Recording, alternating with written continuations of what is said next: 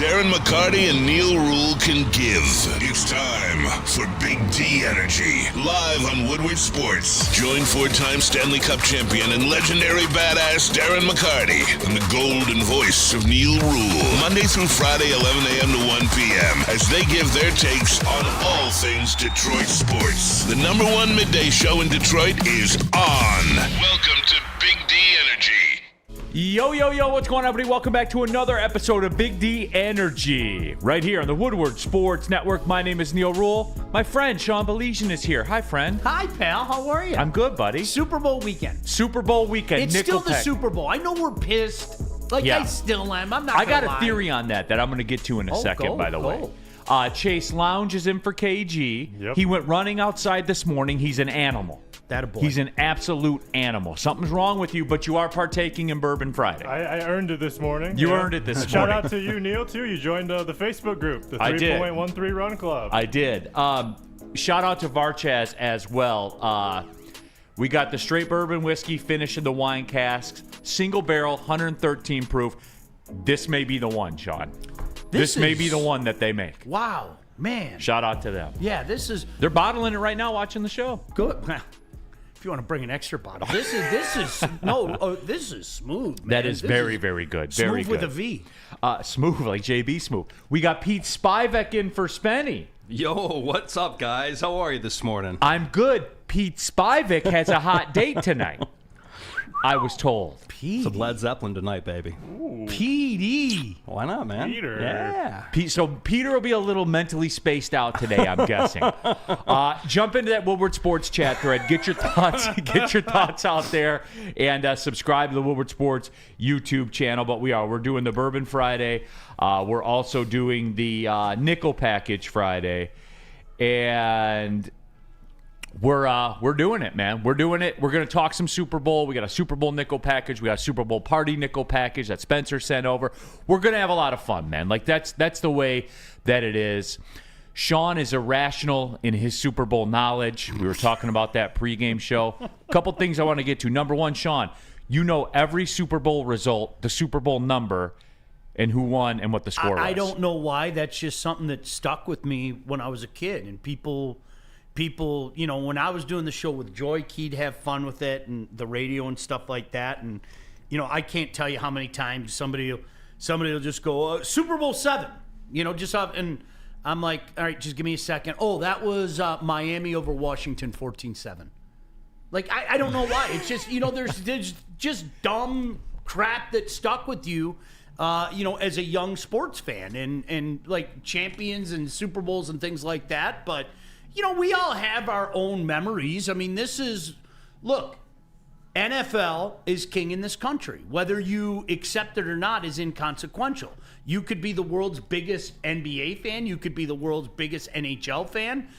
It doesn't matter. I mean, the NFL is king in this country, and at the top of the throne is the Super Bowl. So I don't know, Neil. It just stuck with me when I was a kid. It seemed larger than life, and I like talking to younger sports fans today to kind of get their take on it. Because Neil, when we were kids, I don't know, it just seemed bigger. It really did. It just seemed bigger. Well, and we never played in it. Yeah, 100%. That's the Lions were never in it. More on that in a second, because we had an interesting conversation with Pete Spivak last night where, Pete, I love you. I just couldn't disagree with you more on a take you dropped in a text last night. But we'll get to that. We'll get to that in a little bit. But no, you know what? It's what it's all about. I can't believe. Neil, what's the first Super Bowl you remember?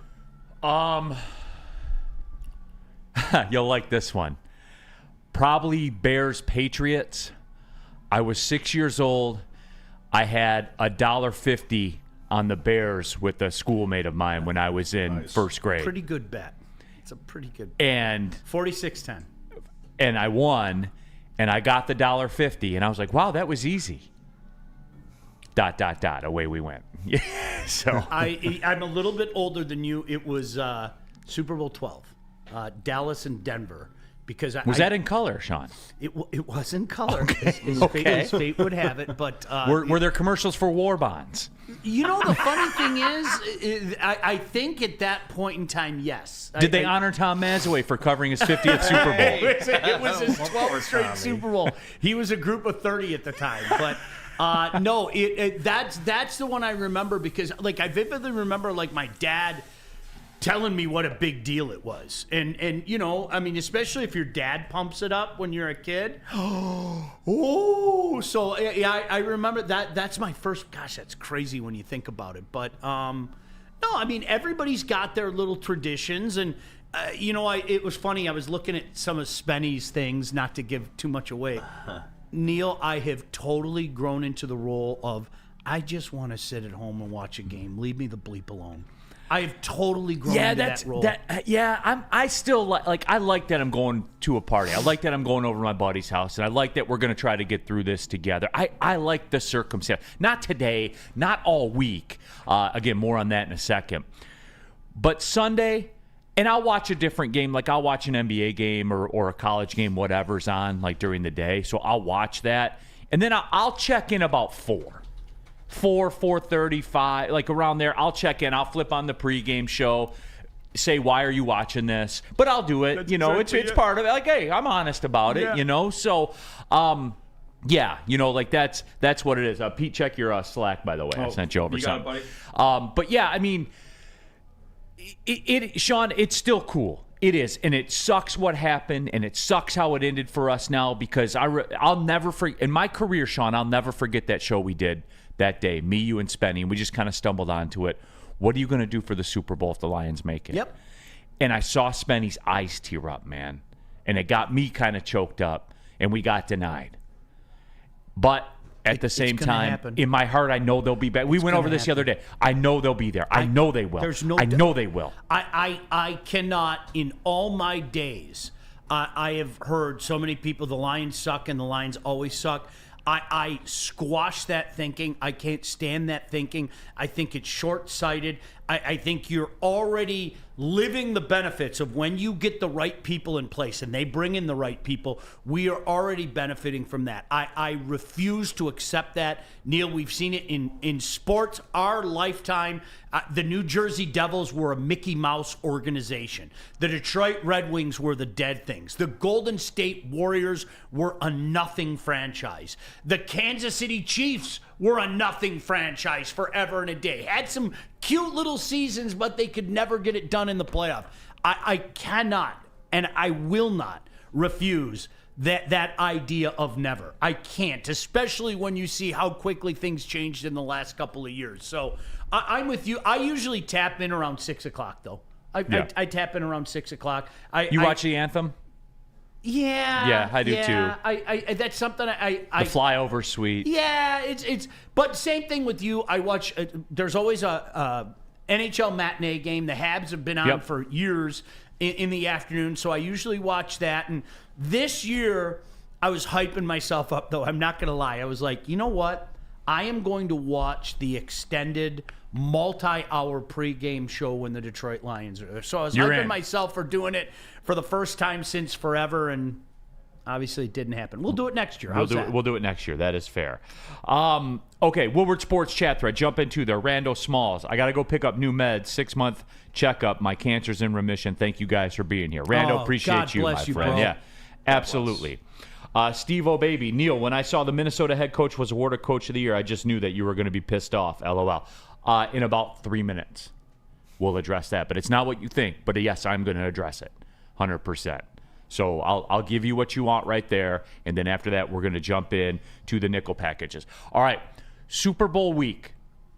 For everybody that told me I don't care about the NBA and the NBA is dead, we didn't hear anything about Super Bowl all week. And you know why? It popped in my head on the way here. The NBA took over this week. It did? It took over the news cycle. Yeah, 100%. The Luka trade took over the world, the sports world. And for all the people that said NBA's dead and no one's watching and stuff like that, they were like the Undertaker coming out of the casket. For real, Sean, like it was. How big was the Luka trade? I'm sitting at home that night. It's 11:30 at night. And my 19-year-old daughter texts me and asks me while she's up at state, Dad, what do you think about this Luka trade? I mean, that's how big it was. And Neil, you're right. See, we've become so wrapped up in hyperbole. We really have, whether we want to believe it or not. And I think that's part of the reason why so many people hate sports coverage now. It's the hot take. It's the hyperbole. It's this is the greatest thing I've seen. That's the greatest thing that I've seen. Neil, the NBA is just fine. Know your role, though, okay? Know your role. And I think that's the issue sometimes with the NBA, the NHL, and in particular MLB.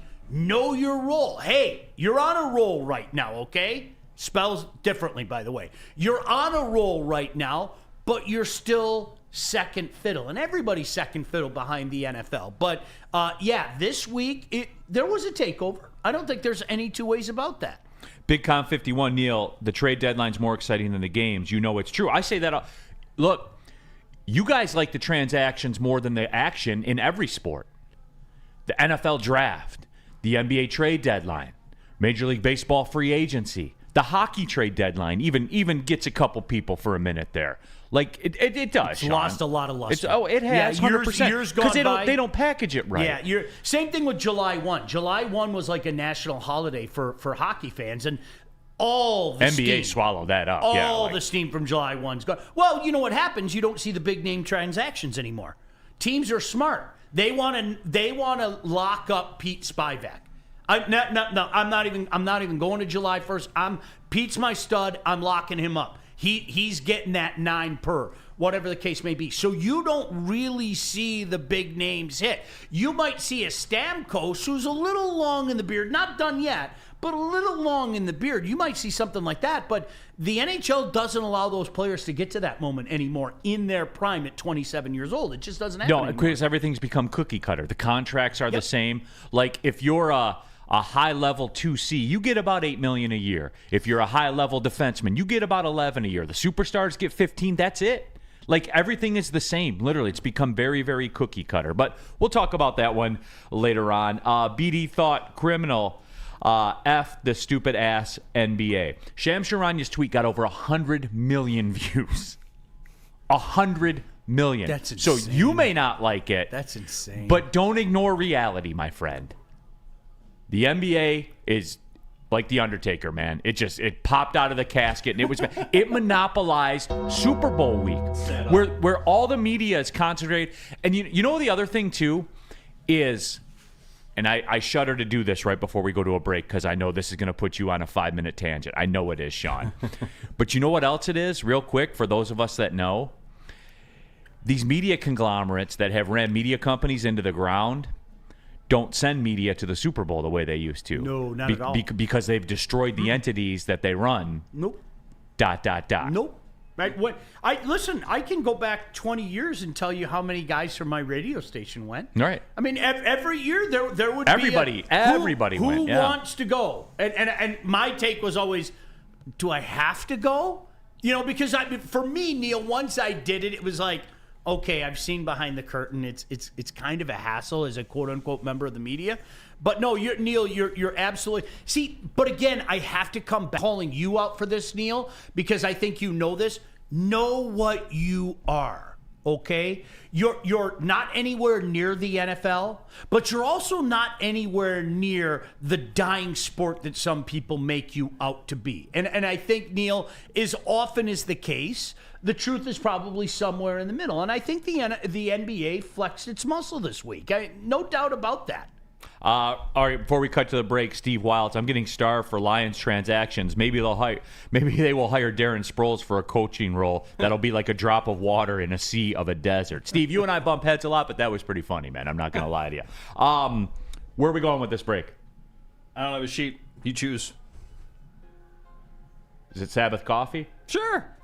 I think that's, yeah, hey, man, whatever. All right, well, then you can fuel your sports fandom with the perfect cup and become a subscriber of Sabbath Coffee Roasters. Whether you're gearing up for a big game or savoring a quiet morning, Sabbath Coffee Roasters has you covered with fresh, locally roasted specialty coffee delivered right to your door.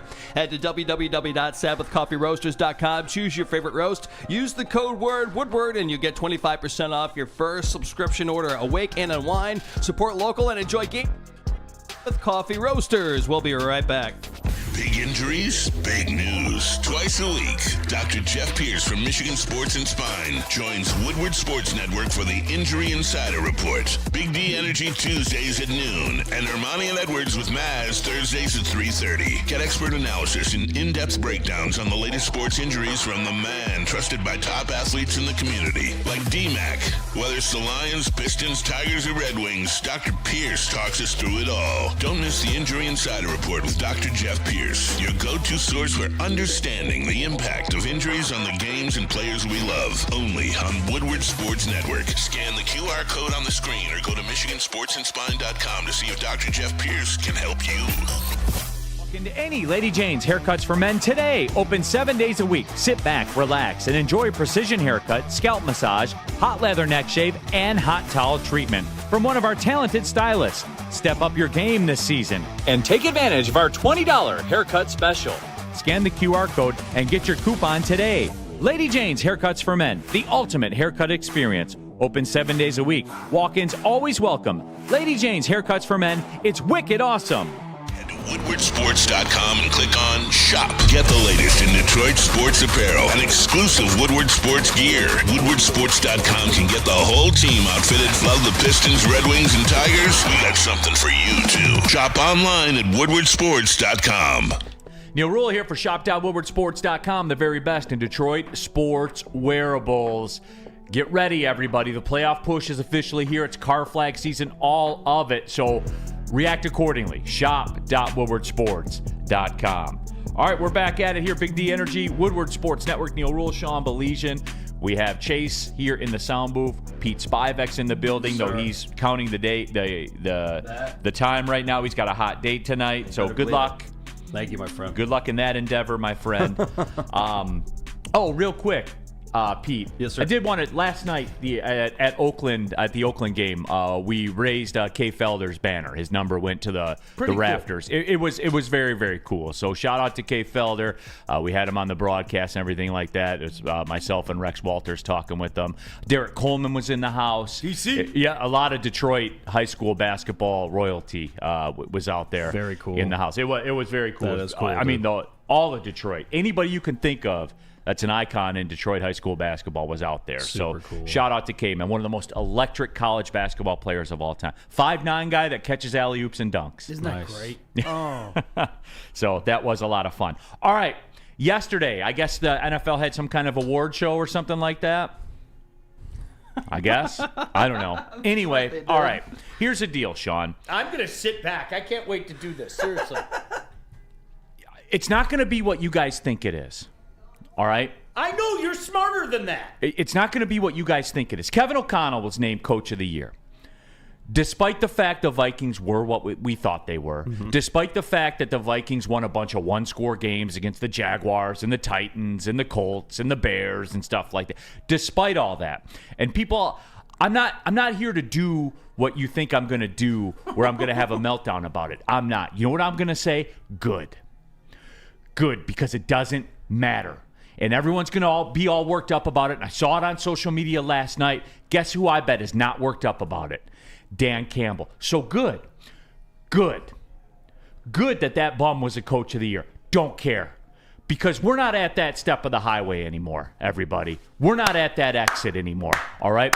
Nobody cares, and it doesn't matter. You know what matters? The game's on Sunday, and we're not playing in it. That's what matters. So I tell you this. I don't know the man personally, but I'm guessing Dan Campbell doesn't care either. And none of us should either, because it's more than that. We lick the wounds, we come back, the draft happens in April, and away we go again. Because in the end, as Sean and I have said, we're going to be there. I know that in my heart. I do. This regime will get us there. I don't know the when, but I know the will. They will get us there at some point. So good. Good Kirby Joseph got snubbed. Good Dan Campbell didn't get Coach of the Year. So what? Because what does it matter? This is where we are now as the Lions organization, us as Lions fans, all of it. Nothing else matters. To quote Metallica, nothing else matters. This is it, guys. Pass or fail. And yes, this year, fail. I'll put my hand in the air and say that as a Lions fan. And do I not like that?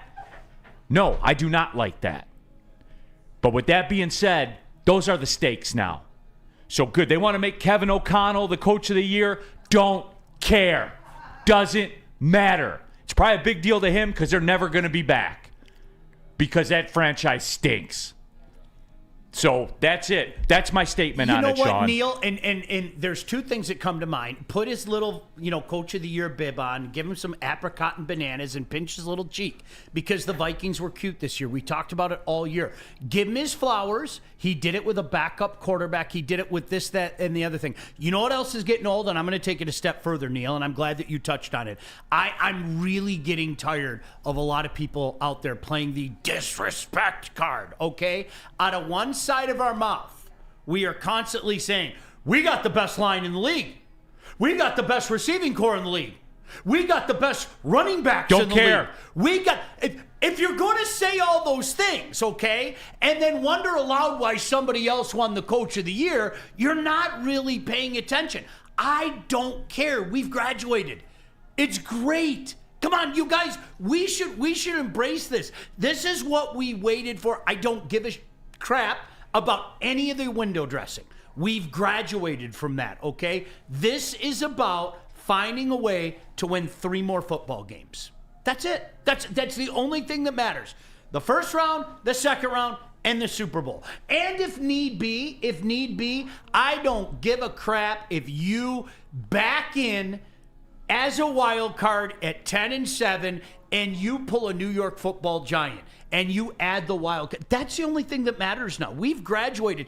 This is the way that real franchises think, Neil. Okay? And we're not accustomed to it. We're not. This is new to us. Okay? So I'm with you. I couldn't care less. Congratulations. I guess. No, I have no statement. Are you excited? Whatever. I mean, best of luck to you. But it was funny. You know what I did, Neil, last night? I went and kind of perused Twitter, as I'm apt to do, and I wanted to see what the reaction was from Minnesota Viking fans. And you know what the reaction was? Who cares? Really? And they're not wrong. This is one time I could say to a majority of you Viking fans, who gives 2 craps? If you're getting worked up over stuff like that, man, you're barking up the wrong tree. You're looking in the wrong places. We are a better franchise. You go ahead and keep KOC, and we'll keep Dan Campbell. And I like our chances. I like our chances a lot. Really and truly, I do. Skydog722, Neil, hopefully you're honest enough with yourself to say you're not surprised they're not playing Sunday. The defense we saw for them from the second half of the season was crap. Yes, Skydog, and I hope you're honest enough with yourself to understand with 23 guys on IR, like we were working in hope at that space. Yeah, 100% I'll admit that. 100% I'll admit that. Hey, man, I hope this Kendall Vildor as number 2 cornerback works out. I hope it does. It showed signs that it could a couple of times. But when the rubber meets the road and you play good football teams, which you do in the second round of the NFL playoffs and beyond, it wasn't good enough, man. So, again, what do? Circle the wagons and come back again next year. Nobody wants to hear it. I know we all want to get caught up in the euphoria. And I remember, Neil, we had that conversation in mid-December, and I wasn't trying to be contrarian. I didn't say it with glee. But, Neil, to your point, what you just said, those numbers were just too enormous. They were. And that's what made me stop and say, yeah, this is the year, okay? When you have injuries like that, you're simply put. Show me a team in the league. Show me a team in the league with their 6th cornerback. Not going to happen. Starting. Show me. Nobody wanted. Now, Neil, in fairness to me, did I think it was still enough to win the NFC? I did. That's one, and that wasn't hope. I thought being at home, yeah. I thought it was enough to win the NFC. But I was consistent all year, especially once the injuries happened. It wasn't enough to knock off the Kansas City Chiefs. It wasn't. And more on that later. Again, another a Pete Spivak tease, we'll call it. Yes. To me, Neil, the next step is still the next step. Okay, punching the ticket to the Super Bowl is still the next step. I hope we skip losing a Super Bowl and just win the gosh damn thing, but it's still the next step. And that's what I was hoping for this year, and unfortunately it didn't happen. Detroit's Finest with the Super Chat. Didn't say anything. But, hey, Detroit's Finest, we appreciate you tapping into the Super Chat. If you want to skip the line, by the way, go ahead and do that. Throw a Super Chat up there. I'll definitely get to them. Much appreciated, all of that. So, yes, that's Cody Engel. You can't with a straight face say KOC was a better coach than Dan Campbell for the season. Yes, it's Super Bowl or bust, but it's dog shit. Hey, I'm not going to waste the bandwidth. Okay, but can I? There's two things that happened last night that you knew was going to happen. KOC was going to win the Coach of the Year. You knew it in the back of your head. You did. Okay? I did have them pegged to win 4 games. You you knew that was going to happen. Especially you guys. Sam Darnold was their quarterback. So you know, especially with the premium put on the starting quarterback, he was going to win that. Whether you like it or not or agree with it or not was inconsequential. And Neil, I think in fairness, you and I have talked about this since November. Josh Allen was going to win the MVP. It was written in, there was no doubt. That was over. We talked about it literally. I remember sitting in here before Thanksgiving going, I hope you guys know he's going to win the MVP. And then once December hit, and especially what he did to the Lions at Ford Field, any lingering doubt went out the window. What he did on national television to the Detroit Lions, okay, injuries or not, that was it. That any remaining question went out the window. That was that. So again, whether you agree or not, you can have those conversations. Those things were going to happen. Before we ride off to the break, Steve-O baby, Neil, and you know what's worse than Ben Johnson? You know what's worse? Neil, and you know what's worse? When Ben Johnson won the Offensive Coordinator of the Year, and I'm sure people were pissed off about it, but I was happy for him because he worked his ass off. I was happy for him too, man, because I salute his time here. And there were 6 of those job openings in the world, and he took one of them. And now he's in the way, and we got to put him down. It's just that way now. But, hey, respect for what you did. Respect to the heights you got us to. So, that was the greatest playoff run in our lifetimes, in the history of the franchise. So, respect to him for that. But now he's in the way. All right, Nickel Package Friday, everybody. Owen Mullen in the Super Chat. How about Hutch and Goff talking to Myles Garrett? I did like that. Doing a little recon, setting the table. That was a good scene. It was. Yeah. All right, Planet Fitness, everybody. We're live at the Planet Fitness studios. And look, I tell you guys all the time, man, I'm not just reading words off of a script or anything like that. I'm telling you what I do in my daily life, because that's how much I believe in Planet Fitness and how it helped me accomplish the fitness goals I have in my life. And it can do the exact same thing for you. Over 50 Planet Fitness locations in Metro Detroit. Black card option, $24.99 a month. That's it. That's all, everybody. And again, you can be in your routine because no matter where you are, there's a Planet Fitness close by. And here's the bottom line, too. Don't pay more money to go to a different gym. The weights weigh the same. Why would you pay more money to lift weights that weigh the same? Let's start thinking about it pretty granular here, all right? PlanetFitness.com, everybody. It's Planet Fitness. Don't pay more money to lift the same weights. No one gives away more cash and prizes than Woodward Sports. You don't believe us? Here's our latest $10,000 winner. You guys posted, hey, if you guess all this stuff right, we'll give it's $10,000. I'm like, okay, well, why the hell not? And the winning doesn't stop there. How about our Outkick Your Coverage winner? Let's give it up for David Tully, everybody. David Tully. This guy's got a hot girl. Bigger prizes, bigger giveaways, cash, merch, tickets, and more. All from the biggest sports network in Detroit. No one does it bigger and better than Woodward Sports. Make sure you're following, liking, subscribing on Instagram, Facebook, X, and YouTube for your chances to share in the winning. From Detroit's #1 sports network, Woodward Sports. For Feldman Chevrolet, Michigan's #1 Chevy dealer, is kicking off the game with the best prices on all cars, trucks, and SUVs, like this 2024 Silverado for just $296 a month, or this 2025 Equinox for as low as $371 a month.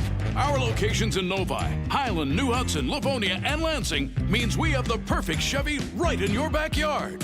Get the home team advantage every day at Feldman Chevrolet, Michigan's #1 Chevy dealer. Detroit has the best sports fans in the world. That's why they deserve the best sports coverage in the world. We are the Woodward Sports Network. Neil Rule here for Lady Jane's. That's right. You can walk in anytime.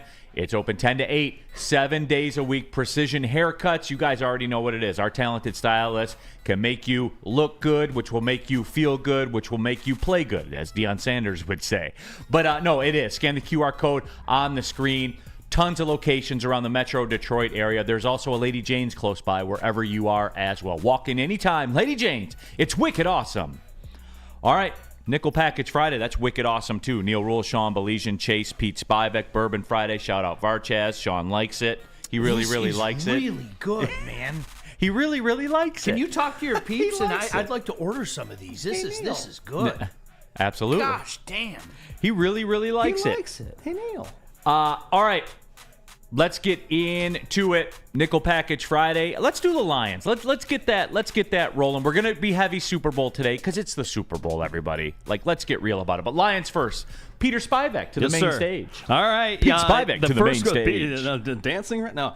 All right. Here we go with the first question, guys. And I know this is the one that set Sean off probably. Is this the one that set you off in the chat last night? Go on. All right. Tread lightly. How much do you trust Brad Holmes for patching up the coaching staff? Because I am not in love. Does Bruce Gradkowski, coming over from the UFL with no NFL coaching experience at all, do it for you? And it doesn't do it for me. It's not a sexy hire. What do you guys think? I mean, if you want to get granular about it, Sean, he was an OC in the UFL, so I guess. I don't know. My statement remains the same, and I got killed for this on Instagram, but nobody in the history of jobs has walked in on their first day. And make no mistake, I know they have training camp and stuff like that, but their first day is week 1 of the NFL season. No question. That's your first day. Yep. No one ever has walked into a job on day 1 and had been running at maximum efficiency. So I don't expect the same out of them. I know, sorry guys, hey, hold on, I'm sorry about that. But that's how I feel, Sean. I think it's funny because I've said this the last couple of years. I'm going to continue to say it, Pete. With all due respect to you and to anybody else, either you trust Brad Holmes or you don't. I got you. And I don't think he's given us any reason not to trust him right now. I really, truly don't. I can't hold what happened last year against him, again, because of all those injuries. So can I take the wait and see approach? I'm with you. I'm like, you could have done this, you could have done that, you could have done this. But right now, there's such a credit line for him that I sit back and go, okay, I'm cool. If that makes sense, really. I mean, that's the point I'm at with Brad Holmes right now. It makes sense, man. I just don't trust in this situation in such an important window for the Lions. You just don't like the Toledo Rocket. I don't like the Toledo Rocket. Let's get right down to put it out there. Let's get it out there. You, as a Bowling Green Falcon, you want nothing to do with the Toledo Rocket. You don't want to go to the Glass Bowl. You want nothing to do with it. Yeah, Matt Eberflus can go, jump off a bridge for all I care. A lot of people feel that way. Woodward Sports chat thread, Jonesy, the worst part of growing up as a Mikey, which Jonesy was a Mikey, was those damn commercials. Mikey likes it. Cody Engel, Holmes doesn't make the staff. What's there to trust? Chili Damon, our coaching staff has gotten better. They put together the last coaching regime. This is T. Hardy, and look how it turned out. Well, the first one, old Anthony Lynn, was not good, but they showed that they will fix the mistake. And that's all, Sean, that's all I need to see, especially in sports. You know this well. You've been around it. You understand the inner workings. I don't want to call it nepotism, but like the frienditism, and I won't get rid of my friends because they're not doing the job. I can't stand that shit, man. There's a scoreboard that keeps track of how 100%. You do. 100%. I will take a little bit of umbrage with, I forget who said it, but he said Holmes doesn't make the staff. What's there to trust? Dude, you don't understand how it works, and I'll leave it at that. If you don't think that Brad Holmes, who, by the way, is the guy that instituted Dan Campbell. If you don't think Dan doesn't run this up the flagpole to Brad Holmes, he does. There's no doubt about it. And this is where I say maybe my mistake was including both Dan and Brad. I trust those guys 100% right now. I really do. They haven't given me any reason not to. So up until that point, I hope you understand the context in which I'm saying it. My man Pete Smith giving a lot of love to Buddy Holly as a songwriter. I don't know how that happened, but whatever. We move on. Second down. Second down, guys. We have, let's see, let me get my sheet here. Current Lion who needs to be the most improved next season. Mind that, needs to be the most improved. Help the Lions make the next step. Question. Whoever gets that guard spot. Yeah.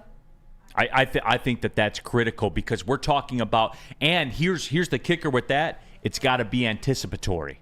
So if it's Mahogany, like for real, is Mahogany going to take that step? Is he going to be the guard? And look, this is all contingent on what's going to happen, but that is where it is for me because I like to double down on strengths. I know a lot of people don't. They like to go the other way. I want to remain dominant. I want the best offensive line in football. So to me, Sean, I'm assuming it's Mahogany, but whoever assumes that guard role, provided they don't re-sign Zeitler, that's who I'm leaning towards. I'm not going to argue too much with that. I'll go to the other side of the line, though, just okay. for the sake of being different. Whatever edge they pick or DL, it's really weird if you've looked at the draft, and I'm a draft nerd. I think if you get a DL early, I really think there's a pretty big group of edges that you could get in the second or third round, whatever the case may be. But I'll do that. A little help up front because, Neil, I think they go hand in hand. The NFL today is what can your quarterback do to the opposition and how can you make the opposition's quarterback miserable? That's the National Football League. You strip everything away, that's the National Football League today. Everybody is running to Terrion Arnold.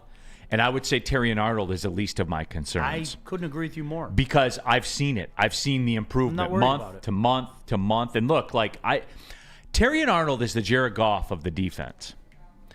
There's an underbelly that no one wants to talk about. Publicly, they smile and they say, yeah, Terrion's getting better and everything like that. But the second something goes wrong, it's Terrion Arnold's fault. See? I told you. It's the old C bit. It really is. 100%. See? He's the Jared Goff of the defense. That's Terrion Arnold. Can I say this, though? And this goes hand in hand with what I was saying. Terrion Arnold is a much better cornerback if we're pressuring the quarterback. Really? I mean, it's amazing how that works itself out. It's incredible. You're going to watch Terrion Arnold go like that next year if we're pressuring the quarterback. No, absolutely fair. And it's just, he is. That's the vibe I get about it. Terrion Arnold has shown improvement every single step of the way. I just trust that will continue. It matters to him. The only thing he doesn't like is the snow. But Terrion, I'm born and raised here, and I hate it. So I'm with you, brother. I will never, ever, ever get over the rush to judgment for rookies. I'll never, like Neil, it will never make sense to me, ever, ever, ever. There were people, whether we want to admit it or not, that wanted to run Darius Slay out of town in his first year. You are a rookie. Good pull. You're on an island. It is, you ask anybody who's played at that level, the positions of difficulty for a rookie. The deck stacked against you already, rules-wise. Goodness gracious. They are looking to punish you. Right. You're not going to get calls that a veteran's going to get. So relax, take a deep breath, calm down. Because there's a lot of talk. It was Terrion Arnold and it was Rakestraw.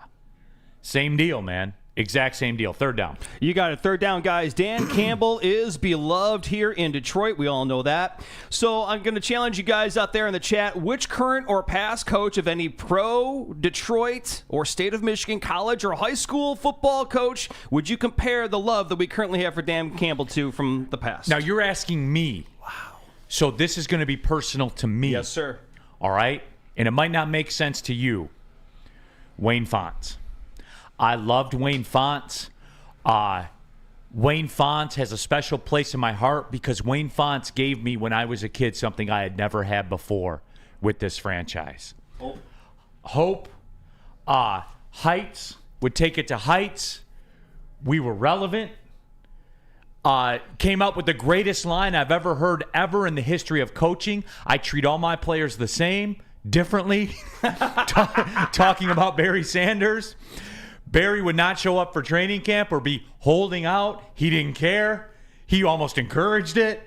Like Wayne Fontes was my first exposure to the real world and how the real world works. Lessons I learned from Wayne Fontes, I apply in my everyday life to this day.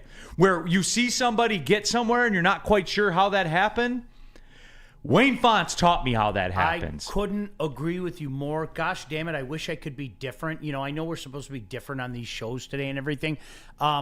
Neil, my first year covering this, it was Wayne Fontes 401. You want to talk about a guy that knew everything he was doing. I'm not sitting here saying he was a con artist. He knew what he was doing. He walked up to a 24-year-old kid the day before Thanksgiving and said, hey, do you want to come have Thanksgiving dinner with the team? Because they would have dinner Wednesday before the Thursday game. Are you kidding me? You want to talk about loosening somebody up and having him back off with you. Some kid was able to go in there and have dinner with the team that he knew exactly what he was doing. He was calculated. I couldn't agree. Now, the difference between Dan Campbell and Wayne Fontes is immense, but the personalities kind of go here. He gets it. He's not going to be a dick to you. He understands the media game. He understands the game in general. That's a perfect. And because you can't compare Jim Leland. Jim Leland was too abrasive. You certainly can't compare Scotty Bowman. Which they're getting a lot of run in the chat. Yeah. No, you can't. You got to trust me. As somebody who dealt with Scotty, and thankfully I got along with Scotty, no. Absolutely not. There's no comparison. You gotta trust. Scotty knew what he was doing, but Scotty knew when to turn the knife on people. Wayne was never going to turn the knife on you, and that's a big difference. Wayne makes you feel valued. 100%. You know what he reminds me of too. Now that I'm thinking about it, I never made the cross comparison. JB Bickerstaff is that way. JB Bickerstaff, it's to me, it's not a surprise. Like getting to be around him and doing the games on the radio in the preseason and early season and stuff like that. Like I get the same vibes from JB. Like he gets it. What's your biggest compliment about JB Bickerstaff? Well, you improved by 50% in defense, and he gets it. Scotty was play mind games with everybody, with his players, with the media. Scotty knew what he was doing, and he wasn't afraid to be abrasive, angry. Scotty Bowman, the individual, was awesome.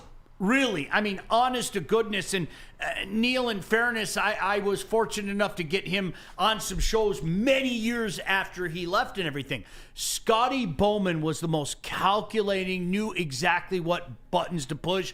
And if you don't believe me, ask Darren. Darren would tell you. Darren played for him. Darren would tell you. All right, we're falling behind pace. I knew we would. All right, fourth down. You got it, man. Fourth down, guys. How many people are going to be showing up to the inevitable Super Bowl parade here when it happens? Give me the total of the tally of people that will be in downtown Detroit when the Super Bowl actually is won. And I'm already predicting, guys, I'm going to say this right now, that's a 2-day event.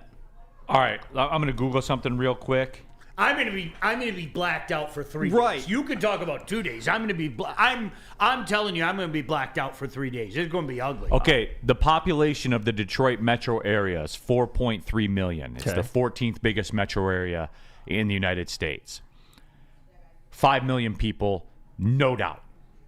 No doubt, 5 million people. It'll be the most attended parade in the history of parades, for real. You know what's funny? I was gonna say 4. I was going to say 4 million because you are going to get so many people from the west side of the state. You're going to get so many of the Windsorites. You're going to get so many people from the UP. I'll say 4 million. All over the world. 4 million, 5 million. Like, it will be the biggest thing ever. We're not going to be able to. It'll cross that bridge of, I got to be there for the gram. We're not going to be able to comprehend it. Like, I'm really worried about it overwhelming our infrastructure. Seriously, right, seriously. I think it's going to be that because again, much like we talked about on that December day, every one of us have our own personal story. Right. For me, it's I will dance on my grandfather's grave. I love my grandfather. I do. Much respect. I love this story. I am going to dance on his grave because he told me in 1980, stop. Don't put yourself through this. And I told him as a young kid, you'll see, Grandpa, you'll see. So the day that he can see, the thing that he's going to see is looking up from his grave and me dancing on his grave, and it's going to be the Super Bowl shuffle. But, Neil, we all have our personal stories, so that's why I think $4 or $5 million is not being a slapdick. I think that's very legitimate. I think it's going to be the closest we could comprehend to seeing, like, the like European or like South American like soccer fandom, like when Argentina won the World Cup. Yeah, Sure. we're Yes. just Sure. And Yeah. I'm not going to say like anarchy because it's not going to be that. but It's going to be quantity. like just overwhelming The masses. number of people. But you know what the best thing about it is? It's going to be like the draft. Everyone is going to be so fired up that there won't be any problem. Like everyone will just be cool. Yeah. Right. And that's what I'm going to love Yep. about it. Yep. The NFL draft, and we talked about this after the show.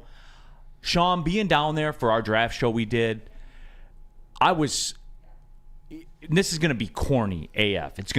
I was so happy for my city, proud for my city that I was born and raised in, like especially that flying in the face of what the perception is of what it was. Like that was, and then this will be that next moment for me. That will be that next moment. All right, fifth down. And your fifth down is, guys, there can only be one favorite Lion currently.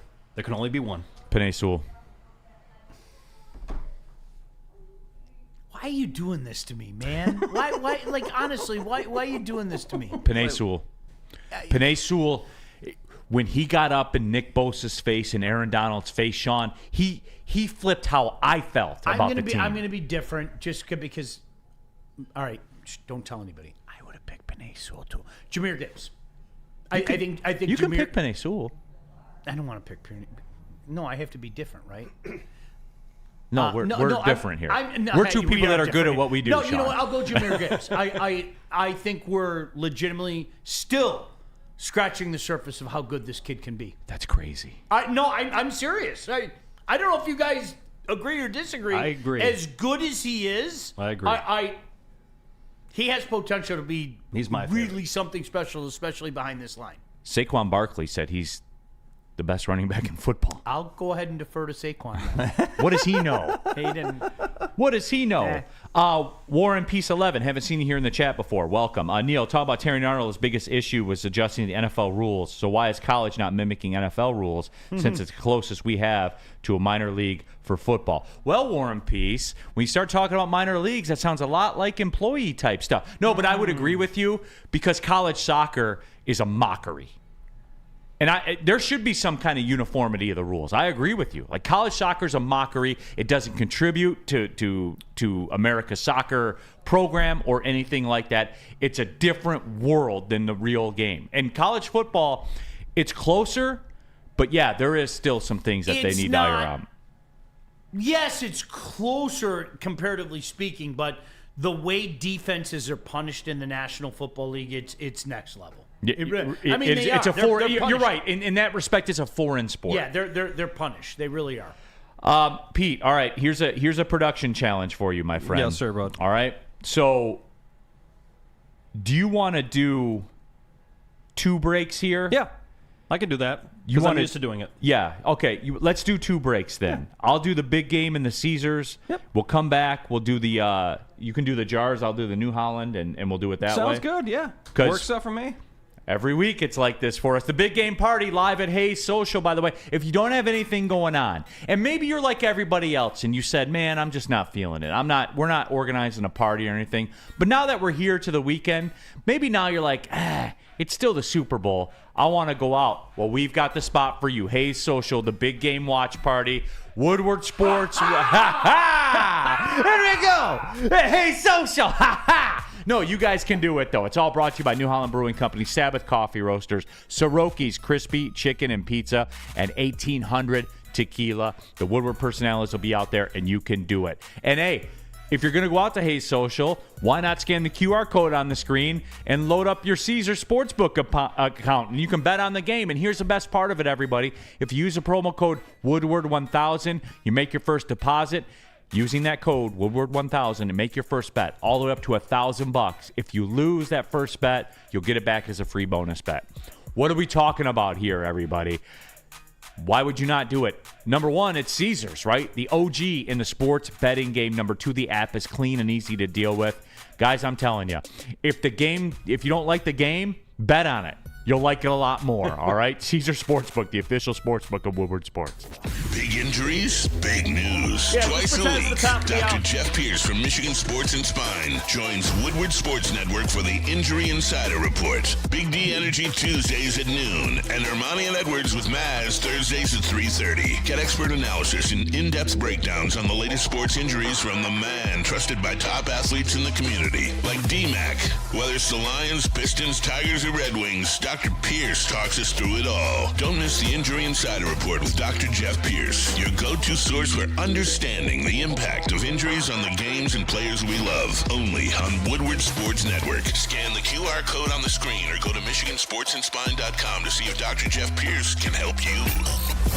Stop searching for a vehicle and start finding one. Les Stanford Chevrolet Cadillac makes it easy. We harness the power of multiple dealerships and own the biggest selection of GM brands in the area to get you the car you need. With the Les Stanford Group, you'll have access to 4 different dealerships, providing you with more makes, more models, and more choices. We're connected to more than 1,000 vehicles. And with so many high-quality CPO vehicles available, you'll find new car quality at pre-owned prices. You can start and end your search at lesstanford.com today. How do people feel about getting a Planet Fitness membership for $15 a month? How do they like working out in the clean and spacious gym that's filled with equipment for every workout? And how about free fitness training in the judgment-free zone that leaves them feeling energized all day long? Join Planet Fitness today with the free PF app, online or in club, and start getting that big fitness energy for $15 a month.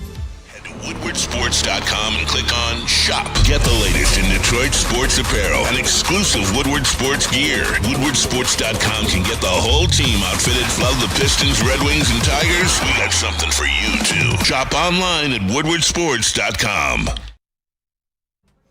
Jars Cannabis. Get your cannabis at shopjars.com with over 27 locations across the great state of Michigan, 9 here in Metro Detroit, and 3 more coming to you soon in the Grand Rapids, Madison Heights, and Milan location. You can order online, part of their winter hibernation program. Get your cannabis delivered right to your door at shopjars.com. New Get in Holland. there, Chase. Yeah. Get some. Let's do it. Taller from New Holland Brewing Company. Sean Belizean approves. How does it work? They take their New Holland small batch gin. They mix it with a grapefruit puree. Sean, over under on Taller's on Super Bowl Sunday for you. I'll have 7. 6.5 or 7.5? 7. No, I'll put it at a straight 7. Straight 7? Yeah, I'll put it at a straight Minus 7. 115 both ways? Minus 120. House is going to win that day. I'm going to make sure of that. That shit's so good. New Holland, you happy with that one? I think it works. All right, New Holland Brewing, local Michigan company. All right, for real, what do you want me to say? Hey, it's really good, everybody. Tev Sauce in the super chat, by the way. Sean, I made a deal with my grandpa the other day to dance on his grave and drink a shot of Crown Royal whiskey if he's dead when the Lions win it all. First thing said when they lost was, "See, I told you." See, that's it. These damn grandpas. Like, honestly, they just torture you. There's no doubt about it. So our day will come. Our day will come. Maybe you can come with me and I'll go with you when we dance on our grandfather's graves. But it's coming. There's no doubt about it. I hope your grandfather's around for a long, long time, by the way. But my grandfather has long passed. But something that stuck with me for 40 years, man. Like honestly, and enough. It's going to happen. I cannot believe it's never going to happen. I refuse to believe it's never going to happen.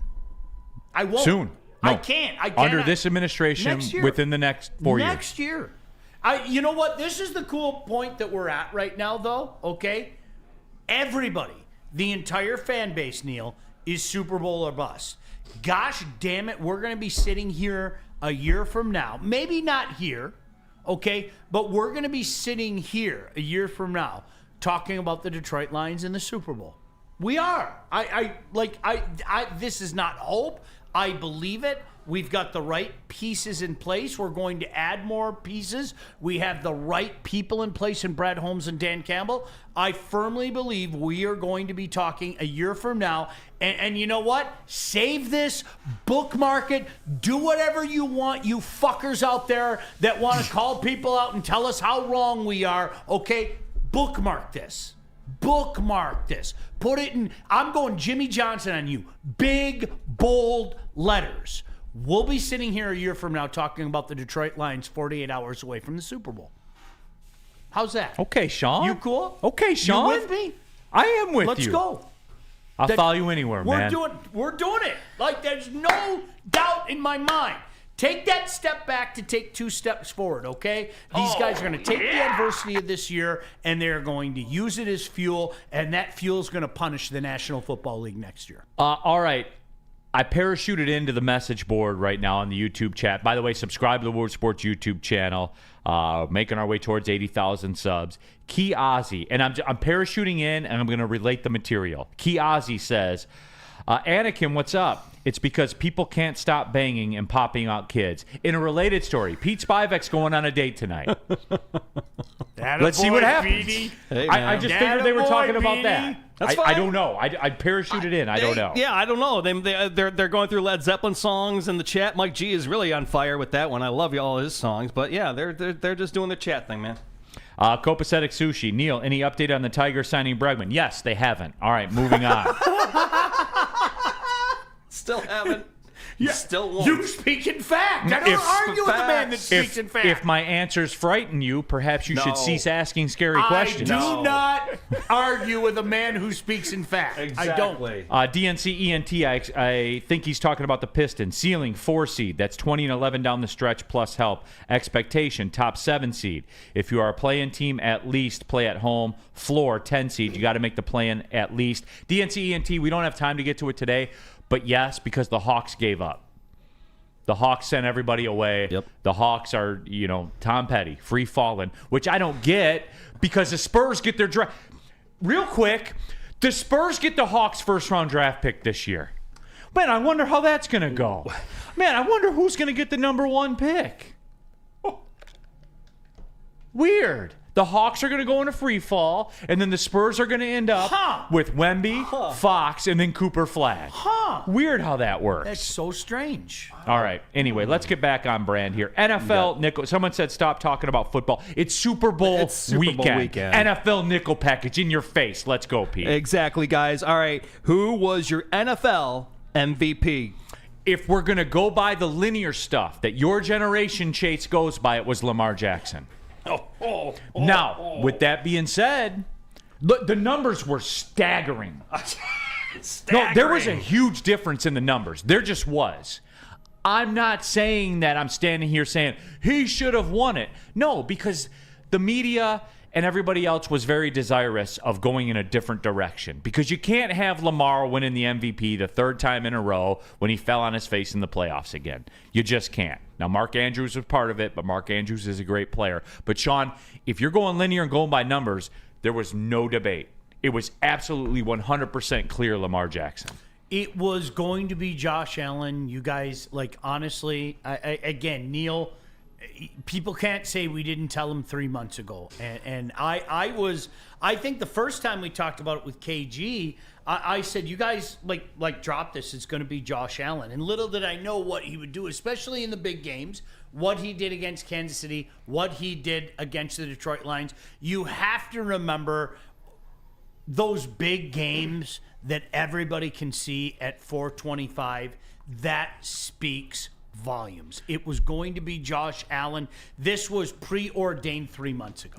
And if they left it up to me, I would have picked Saquon Barkley. He deserved it. Because he's a bad dude. Especially in today's National Football League where they are basically begging you to throw the football. Mm-hmm. That isn't supposed to happen. That running back He isn't rescued the supposed to position. happen. Yes, he did. Oh, my goodness. Did he ever?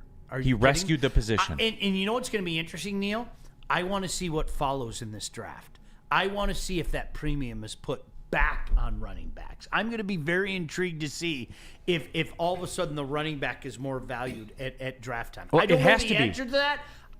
Sean, it's a skill guy with the football in his hands. If I had to bet, I think that the running back will get some of the respect that he deserves. Especially in a year where maybe the quarterback class, like the quarterbacks will sell because it's hope, because it's religion. Quarterbacks are the religion of the draft, but maybe the more savvy people will go, hey, this guy's going to have the football in his hand 20-plus times a game. That might be my most hated argument in the last 5 years. Like, if you haven't accepted yet that all those quarterbacks, I don't care what you think about those quarterbacks, every one of them are going in the first round. Like, I remember when people gave Ermanni, by the way, Ermanni and Edwards, check him out this afternoon. I remember when people gave Ermanni shit because he said that JJ was going to be an early pick. Oh, he's being a slappy, and he is a slappy, but he was never not right about that. I have won so many conies off of Ryan Ermanni over the years. Can you jump back in with that here and get this going for the network, for Christ's sake? Absolutely. Are you kidding me? I've won so many conies from him over the years. But he wasn't wrong about JJ. There is a premium on quarterbacks. They are going to go early. So if you're one of those guys right now that you're thinking, I don't think Cam Ward's that good, or I don't think Sanders is that good, what you think is inconsequential. They're going in the first round. Accept it, and we'll move on with our day. Great message here in the YouTube chat thread. Copacetic Sushi, word of the day, desirous. Sean and I are big desirous guys. I love desirous. Great word. The NFL is desirous of the Kansas City Chiefs winning 3 Super Bowls in a row. Neil Rule is desirous of the Chiefs winning 3 Super Bowls in a row, because if I'm not happy, nobody happy. Second down. Second down is Eli Manning, a Hall of Famer. I can't wait to hear your answer. Yes. Oh, I thought I was going to yell at you. Yes. Yeah. Sean, yes, he is. The moments. We're in a moment society now. We are.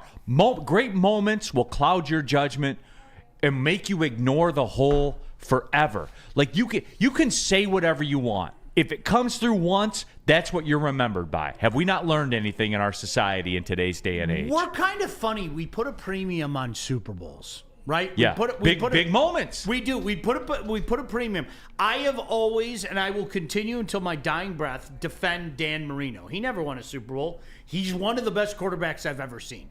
Period. End of story. What he did back in the day was insane. It was unheard of. Okay, here's a guy that, correct me if I'm wrong, fact check me if you want, Pete.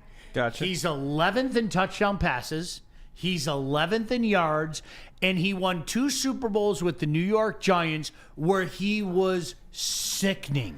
I mean, sickening. If I'm not mistaken, again, fact check me, Chase, if you want. No, you're good. I think he had a 15-to-2 touchdown to interception ratio. Dude got it done. Dude knocked off the only unbeaten team to make it to the Super Bowl and lose. I'm sorry. That speaks a lot. If we're talking about great quarterbacks, would I include Peyton Manning in that, Eli Manning in that conversation? No, I wouldn't. But if you're talking about Hall of Fame and guys that are in the Hall of Fame, absolutely, positively, his name belongs. Bingo. Next down. Next down, gentlemen. The third down is, do you congratulate Sterling Sharp for getting into the Hall of Fame? No. Fuck that guy. Forever. Can't fucking, makes me sick to my stomach. One of the worst moments until... Neil, it was funny. Like, honestly, you and I were talking. The Lions loss to the Redskins was my worst personal loss for the Lions. Second, no doubt about it, was Sterling Sharp. That could have been it. Like, that could have been the... No, for real, Sean. Like, what if they win that? You know what? Next down. Oh, hey, Sterling Sharp. Thank you. Rotten hell. Yeah, and you. Fine guy. Fine guy or what? I don't know. I don't know how you are as a person. Didn't talk to the media. Whatever. Get out of here. Whatever. Beat it. Rotten hell. Next one. I like this. And by the way, I'm sort of pissed off that Fred Taylor got screwed, but that's a different story for a different day. Fred Taylor. He was solid. He got screwed, dude. Underrated. Underrated. Chris in the chat. Eli was robbed. He'll get in. He'll get in. Don't worry about it. He'll get in. Okay, fourth down, guys. Are the Chiefs a dynasty right now? Yes. 100%. I agree. 100%. Patrick Mahomes is 7 years in. his worst end to a season was overtime of the AFC Conference Championship game to go to the Super Bowl. I know that people don't like to do it, but I think that we have to look at each individual professional sport as its own entity, okay? By NFL standards, 1,000% the Kansas City Chiefs are a dynasty. Robert Colosia, he had a Sean Belizean moment with that one in all caps. How the F does he get so open? Seriously, who the F would Favre throw to? Worst moment ever. Dude, Robert, hey, if you're young, you know, we our audience skews young. I'm telling you guys, whenever you're in a proper headspace as a Lions fan, go to YouTube, look at the Sterling Sharp play in the 1994 playoffs. Go look at it. Go look at it. He was a Hall of Famer, and you leave that motherfucker wide open. How?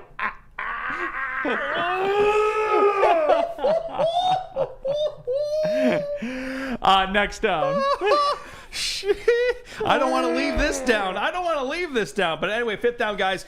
The Rams will be the home team for the first ever game in Australia, and you know who they're going to play, right? Sean, you know, right? You know. Rams have a home game against who this year?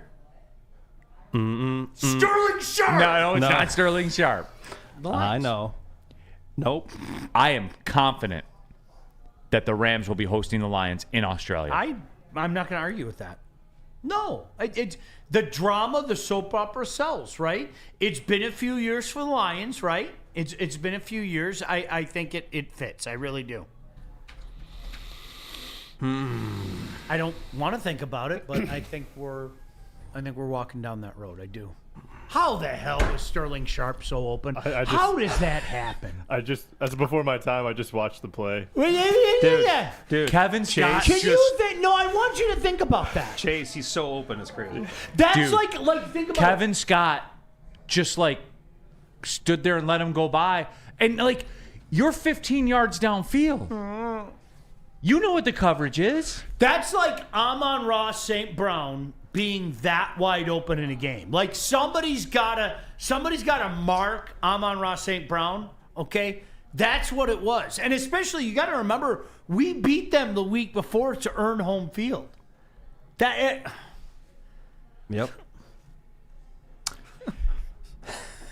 Dude, all right, you want a story real quick? You've hurt my soul so many times in my life, Neil. Sean, here's why I like to think like I have a good understanding of working in the media. My very first job in media, quotations. Okay. I covered the Detroit Fury, the arena football team that was at the Palace. That was a who lot can of fun. forget? Yeah, I remember. You know who a cornerback was for that team? Kevin Scott. And I remember going to media day. My first, I don't know what I'm doing, dude. I'm there at the media day. I'm just kind of hanging back, like waiting to see what goes around. And Kevin Scott's a cornerback for the Detroit Fury. And I'm looking at him in practice, and I wish I could shoot laser beams out of my eyes to just slice him in half. Like that's all I was thinking of. Brutal. Absolutely brutal. It was funny when I sometimes, you use therapy, right, to kind of heal some of those things, and clearly I haven't been healed. But when I was working with the longtime Lion beat writer Tom Kowalski, like one day we were having a few drinks.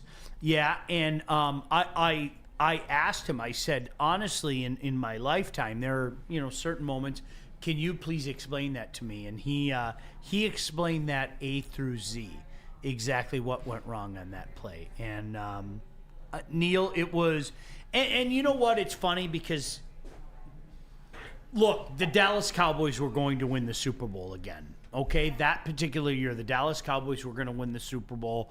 We didn't know it at the time, but deep down inside, I think we knew it. But to lose to the Packers at home, man, did that suck. Gosh, damn. And I'll tell you what, that was the moment for me where I've said this 1,000 times, and I'll never deviate from it. I hate the Bears, FTB, but man, did the Packers skyrocket up the rankings that day. Gosh damn it, son of a gun. Okay. Time for the break, everybody. I think it's time. Tell them about Mark White. Tell you what, I will tell you about Mark White, because if you guys need a home, Mark White is the guy you probably should call. You can also visit markwhitesells.com. Call him at 248-290-8242, because if you call that number and get a hold of Mark White and Associates, they'll save you $5,000 on your closing costs. That's right, I said $5,000, but only if you reach out to Mark White and Associates, 248-290-8242, or visit markwhitesells.com. We'll be right back, everybody. Big injuries, big news. Twice a week, Dr. Jeff Pierce from Michigan Sports and Spine joins Woodward Sports Network for the Injury Insider Report. Big D Energy Tuesdays at noon, and Ermanni and Edwards with Maz Thursdays at 3:30. Get expert analysis and in-depth breakdowns on the latest sports injuries from the man trusted by top athletes in the community, like D-Mac. Whether it's the Lions, Pistons, Tigers, or Red Wings, Dr. Pierce talks us through it all. Don't miss the Injury Insider Report with Dr. Jeff Pierce, your go-to source for understanding the impact of injuries on the games and players we love. Only on Woodward Sports Network. Scan the QR code on the screen or go to MichiganSportsandSpine.com to see if Dr. Jeff Pierce can help you. Walk into any Lady Jane's Haircuts for Men today. Open 7 days a week. Sit back, relax, and enjoy precision haircut, scalp massage, hot leather neck shave, and hot towel treatment from one of our talented stylists. Step up your game this season and take advantage of our $20 haircut special. Scan the QR code and get your coupon today. Lady Jane's Haircuts for Men, the ultimate haircut experience. Open 7 days a week. Walk-ins always welcome. Lady Jane's Haircuts for Men. It's wicked awesome. Head to WoodwardSports.com and click on Shop. Get the latest in Detroit sports apparel and exclusive Woodward Sports gear. WoodwardSports.com can get the whole team outfitted. Love the Pistons, Red Wings, and Tigers? We got something for you, too. Shop online at WoodwardSports.com. Neil Rule here for FeldmanAuto.com. We know about Feldman Chevrolet in Novi, which will be at Monday. Sean's happy. That's a home game for him. Yeah. But hey, speaking of Sean, he knows. He bought a car at Feldman Chevy. Sure did. I know. I bought a car at Feldman Chevy. They're the #1 Chevy dealer in Michigan. They're the nation's #1 EV dealer. All of it. But what if you want a different car brand? That's cool. The playbook's still the same. FeldmanAuto.com. You want a used car, new car, Ford, Kia, whatever it is. All you have to do is need a car and go to FeldmanAuto.com. The best buying process in the game. You can start it online, by the way, which will save you a ton of time. I got my car in about an hour and a half. That's how quickly it went. You can't even get a refrigerator that quick, everybody. All right? I'm just telling you guys. FeldmanAuto.com. Keeping it pushing, Big D Energy, Woodward Sports Network, Neil Rule, Sean Belesian. We have Chase here as well. Peter Spivak in for Spencer. He's got a date tonight. He's got a date tonight. That's right, boys. We got some Led Zeppelin, first ever official Led Zeppelin documentary tonight. That's maybe so we cool. should talk about that later at the end of the show, maybe. Maybe First ever maybe official. we shouldn't. Maybe we should. I'm kidding. I'm kidding. I love Let's you not guys. say Hey, we did. good luck tonight. I Peter. love- Led appreciate you guys. Zeppelin's Thanks, one man. of those groups, so like it's kind of funny, Pete. The younger generation Yeah, might not know Led Zeppelin songs until they hear Led Zeppelin songs. that's true. Because it's like when I'm rolling with it in my car, like coming back and go pick up my daughter from state or whatever, it's like she'll go, "Who is this?" I'm like, "It's Led Zeppelin." Oh, I know this song. Like like Right. the younger kids know the songs, they just don't know perhaps who it is. That's true. All right, here's the deal. So, Nickel Package Friday, Bourbon Friday. Shout out Varchaz, by the way. This is one of Gosh, Sean's damn, favorites. Is that good? Yes. Smooth. Can you, Neil? Have I mentioned this yet? Is there any way you can order some of this for me? Is Yeah, there, yeah. I'll get you that got handled. some peeps, right? Yeah, yeah. Yeah, this is Yeah. This is the solid. Madeira wine cask. Finishing the Madeira wine cask. 113 proof. Single barrel. 113, baby. Absolutely. No, but we're doing it. We're having a good time. It's Super Bowl weekend, so yes, we're talking some football. We do have a Red Wings nickel package coming up. I want everybody to know that. We have a sports media nickel package. We have a Super Bowl party nickel package and a Sean Belesian geeky Super Bowl nickel package. Let's just do that one now. Oh, you want to do that one now? Yeah, All right. let's do it now. All right. And this is... Now, normally we do it's like 5 questions per se, but like this isn't it. This is more an orator that Chris Berman looked to at one time for Super Bowl knowledge, Tom Jackson from NFL primetime fame. They respect his Super Bowl knowledge. I love the Super Bowl. I'm a geek, but I'm nowhere near as geeky as you. So I asked for your top 5 Super Bowl moments. Sean, you ready? Yeah, absolutely. All right. Peter Spivak, would you do the honors? I love the first one right off the bat, guys. Super Bowl 24, the game went off at San Francisco -12. Sean got San Francisco at -9 and put 5 bills on it in the days I didn't have 5 bills. It was 27-3 at the half. I was weeping tears of joy. Final, San Francisco 55, Denver 10. Sean, I have to say, as a young Neil Rule, that was the biggest beating I had ever seen in my life at the time. The worst thing is everybody knew it was coming. So when I called my bookie, a guy that we affectionately called the Fat Man, and he told me, and like it was funny. He kind of talked like Don Corleone, right? I was like, hey, do you have a number on the San Francisco Denver game? I'll tell you what right now. I think it would be disrespect to the Denver Broncos if I didn't make the line 9. I'll put 500 on it. I was so excited because everybody and their brother knew that Joe Montana and the Niners were going to pound the Broncos that day. He was a good tackler. Again, as a young kid, I didn't have 500 bones. He made you an offer you couldn't refuse, Sean? I would have had to sell plasma and do unspeakable things to make that 500 bones. I didn't have to worry about it. They absolutely pounded Elway and the Broncos that day. All right, there you go. Second down. Love it, guys. Second down is Super Bowl 27, and Sean once again does not pull punches or hold punches. Cowboys -6.5, over 45.5. Another gift from above, 28-10 at the half. 52-17 was the final. I collected 7 bills. Good job, Sean. God sent manna. He really did. I mean, for those of you that read the Bible, manna came down, and it was one of those things come on, you knew the Dallas Cowboys were on an absolute mission that year. They went into Frisco. They beat the Niners. That was at the Rose Bowl, right? That one? I don't remember if it was the. I know it was 30-20. I just know that they were they kind of just took care of business, and you knew going into that game that they were going to beat. The biggest thing to me, I was more worried about the 6.5.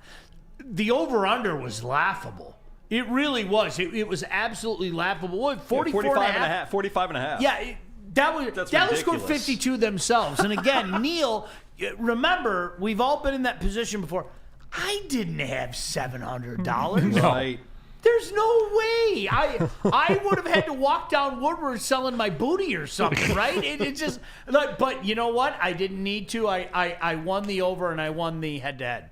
IT Hips, damn, they're only 6.5-point favorites in that game. No, IT Hips, for the younger folks out there, the Super Bowl went through a stretch where it was straight ass kickings. Oh. Yep. No doubt. Straight ass kickings. No doubt. Yep. Like in the 90s, too. Like for the glory days of football, that stretch in the 90s, for as great as football was and the stars and the big-time players you had and everything like that, the Super Bowls were largely laughable. The NFC had such a run over the AFC, it was insane. It really was. Whether it be Frisco, whether it be the Cowboys, they were better football teams. And that was one of the rare times that Vegas wasn't in on the secret. It really was. It was like, thank you, guys. I'll take this free money.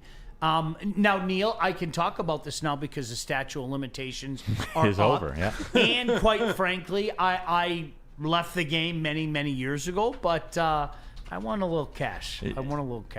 And remember, too, for the youngsters out there, for every moment of triumph that Sean Belizean talks about, he does not talk about 6 moments of despair. Listen, can I tell you, I took a 2-week span. I have no problem saying it. I had to drive all the way over to my grandfather's house and say, Grandfather, I have 2 choices right now. You can give me $1,000 or I can have my legs broken.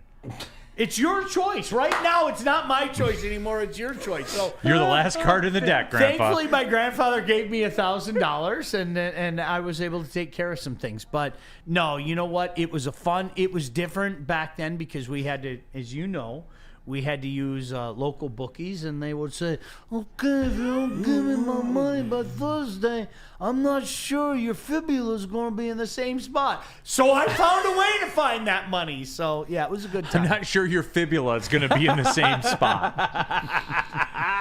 Wow. Robert Colosi, or no, I'm sorry, Mike O, 1969, Jets and Broadway Joe delivering. And Mike, like, 16-7. Think about it, too. I think they were a 17-point underdog, 17.5-point underdog in that game. Could you imagine in today's day and age, a 17.5-point underdog, and this young quarterback gets on, he's sitting poolside, and the media's around him because they didn't have media days. Such a great picture. And he said, I guarantee we're going to win. Can you imagine, So good. Sean, in today's day and age with social media, could you imagine if somebody did that and then they won? Just an absolute legend for doing that. And they won 16-7, and a lot of people made some coin that day. Absolutely. Next down. You got a guys Super Bowl 34. Oh, yeah, this is one of my favorites. The longest yard, guys. Rams 23, Titans 16. Kevin Dyson tackled on the last play of the game. The longest yard. You know, Sean, like, I spent the whole time thinking, wow, the Titans are going to win this game. And that's because I think Kurt Warner is one of the most shortchanged Super Bowl performers in the history of the game. Kurt Warner balled out every single time he was in the Super Bowl. One of the most accurate quarterbacks of all. I think he's in the Hall of Fame, but I still think he gets shortchanged in the pantheon of NFL quarterbacks. And I just remember being in shock that the Titans were even in that game. I don't think that people understand the impact that those Rams teams, the greatest show on turf, made. Because, Neil, I'm convinced, beyond a shadow of a doubt, that those teams helped change the National Football League as we know it. They were fun. It was can't miss. It was offense. It was pretty plays. It was Torrey Holt. It was Isaac Bruce. It was Marshall Falk. I'm convinced that those teams helped kind of change the NFL as we know it. 100% they did. Reaction to Sean's bookie in the chat. Art Vandelay. His bookie is no longer alive, guaranteed. You know, I don't know if he is. That's a good point. I don't. Fat Man, if you're watching, can you let us know? You're a Livonia legend, but yeah, the Fat Man, I'm not sure if he's alive. Rack in the chat. Good thing Sean's grandpa wasn't Grandpa Joe, or else he wouldn't be with us anymore. That guy was the biggest son of a bitch in the history. Biggest piece of shit in life. Like really? Absolutely. Like bedridden, and then all of a sudden he's dancing. Rack, screw you, Grandpa and Joe. taking advantage of his grandson's victory. Yeah, and Rack, I'll tell you this. I think if his grandpa was Grandpa Joe, it would be reversed. After he won $700, he'd be hitting Sean up for money. He really would. Yeah. And the Fat Man, I would meet him. I'm not going to tell you the place, but there was a place that anybody from Livonia knows the Fat Man. You got to trust me. And you would meet him at a certain place, and he really had that Godfather thing going on. And he scared the shit out of me. Absolutely. Next down. You got it, guys. Fourth down here. Super Bowl 51, 28-3. Oh, hold on. I'm sorry. Yes, Real quick. Flannel in the chat. Oh, yes. About Super Bowl III. Earl Morrall choked so hard in that game. Of course that's Flannel's take. Poor Earl Morrall. 16-7, but you know what? A couple of years later, you know what? Baltimore did all right. They knocked off the Dallas Cowboys, as you know, on a last-second field goal. Right, Flannel? All right. Sorry. Go ahead. No, that was a good one, man. Okay, Super Bowl, fourth down. Super Bowl 51, 28-3 with 17 minutes and 7 seconds left. Brady cements the GOAT status. Couple of things are lost about that game in my mind. Number one, the all-time Super Bowl receptions leader in a game is not Jerry Rice. Mm-hmm. It's not any receiver you can. It's James White. Yep. James White caught 14 passes in that game. And I think, much like how I feel about LeBron James, I think that Tom Brady's greatness has tarnished the view of that. People forget about it. They just think 28-3 and they move on. He put that team. Now, look. The bullshit that the Falcons were on, and I don't think that 28-3 in a Super Bowl could happen in today's day and age without like a ton of turnovers, because people now would understand. Like the Falcons were out there throwing the ball on 1st and 10, incomplete, clock stops, like 4 runs in the second half. Four runs in the second half. They were up 28-3, Sean. Because when you're up 28-3. That's a 4-score game, and you get 5 possessions tops in a half.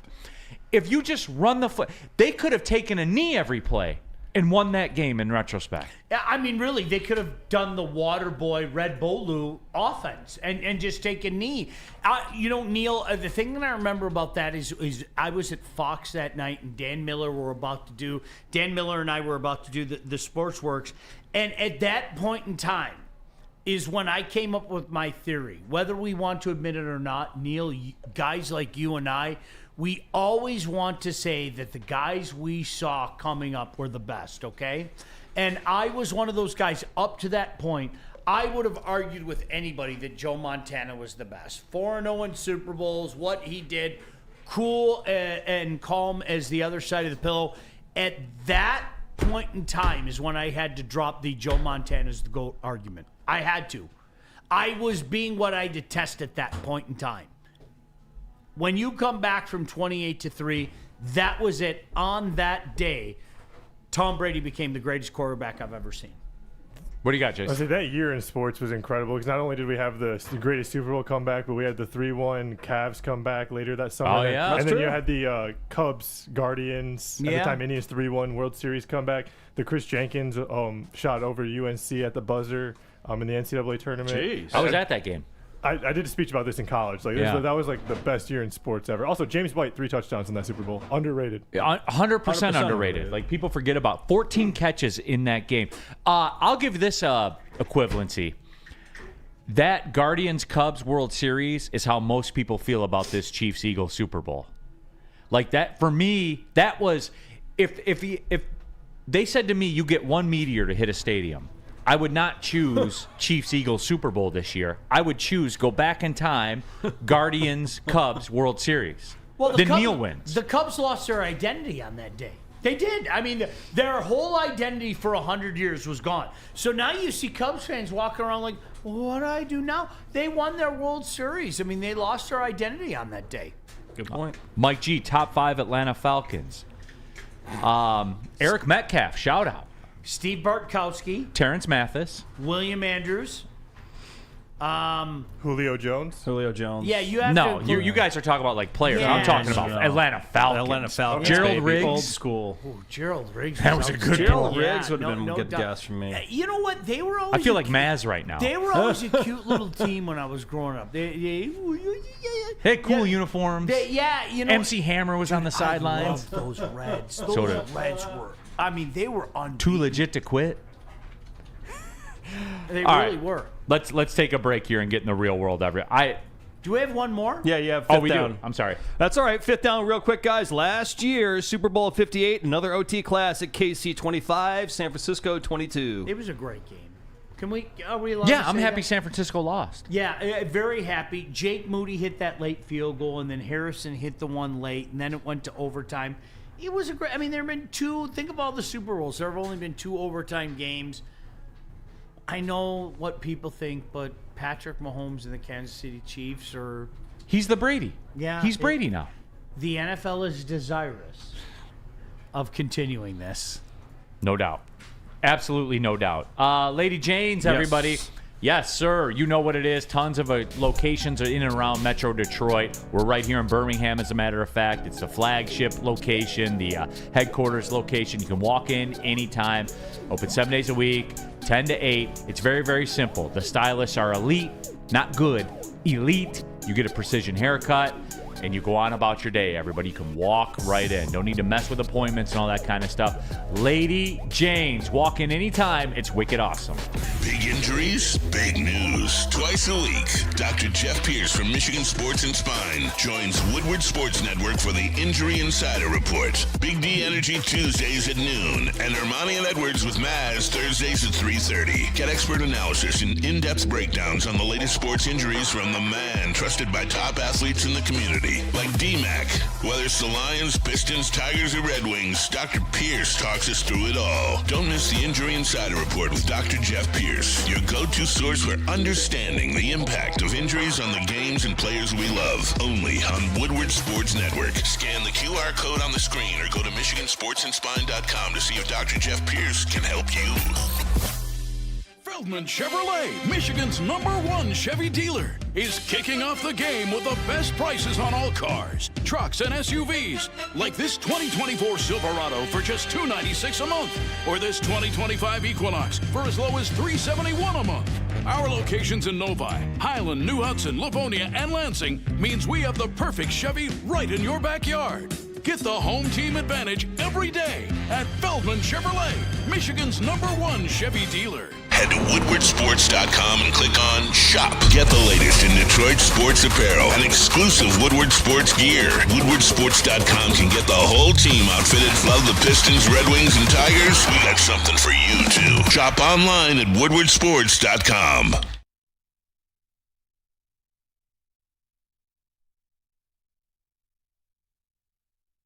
Thank you, Chase. I appreciate you, my man. New year, new you. How about a new car? Les Stanford Buick GMC is here for you. Get a 2025 Hummer EV SUT for 24 months with 10,000 miles a year for only $699 a month, just $1999 down payment, or a 2025 GMC Sierra 1500 Crew Cab, 24 months with a 10,000 mile per year and only $359 per month. Sign and drive. No down payment required. GM discount required for both. Get to Les Stanford today or click on the QR code on the screen when it's there and check out our massive inventory. Les Stanford Buick GMC. LesStanford.com. Together, let's drive. And pushing here, Nickel Package Friday, Bourbon Friday. Shout out Varchaz, by the way. We're doing it here, having a lot of fun. And just, we're talking Super Bowl. We're talking sports. You want to jump the line in the chat. Go ahead, jump into that Woodward Sports Super Chat. We'll get right to you right away. Mike O, Neon Dion with the Falcons and Braves OG. What a sports time the 90s were, man. It really was. It was unbelievable. Do you remember that you mentioned Too Legit to Quit? Like Deion Sanders had a major role in that MC Hammer video. Do you remember it all the Falcons going too legit? Yeah. Too legit to quit. I mean, that was like a big thing, and what a nothing franchise there in the early 90s. And then, they finally made it to the Super Bowl with a bum at quarterback. How about this, Sean? Remember, they played the Redskins in the 91/92 postseason. If they would have beat them, the Lions would have hosted the NFC Championship game that year. Oh, my gosh. Yeah, it wasn't a chance in hell that Well, I know, but remember that weekend, though, going into it, you're like, what if? That Washington team was a wagon. Mark frickin' Rippon. Mark Rippon, Like, come on. Are you serious? No doubt. All right, let's keep it pushing here. How about hey, let's go to the ice. Red Wings Nickel Package, is that fair? They're popping. Let's go. Sounds good, guys. Let's go to first down on the ice. So 2 weeks ago, we talked about how important this stretch was. Can the Wings make it an 8th straight win tonight against Tampa? That's what's wild about it. What do you got, The Chase? game's tomorrow at 1 o'clock. Tomorrow, 1 o'clock. Oh, yeah, tomorrow. yeah, absolutely. Sorry, my bad. Words. Anyway, yeah, tomorrow, 1 o'clock. But anyway, Sean, the moral of the story is this. Like, we were talking about it. Can they just tread water? That was my thing, literally. Yep. Go 500. Yep. Go 500, and I'll be more fired up than you can even imagine. And they went and they won every single one of them, man. Like, it is. I do think that this Lightning game, though, Sean, maybe I'm overselling it. Maybe I'm making too much of it. I think this is a big game. Not in the fact like it's 2 points with your contemporaries in the standings and everything like that. I think if they go win this game, that says something to me. Oh, my goodness, especially into this break. I mean, it's phenomenal. Neil, I'm with you. I remember sitting that back a couple weeks ago going, if you go 500, that's a success.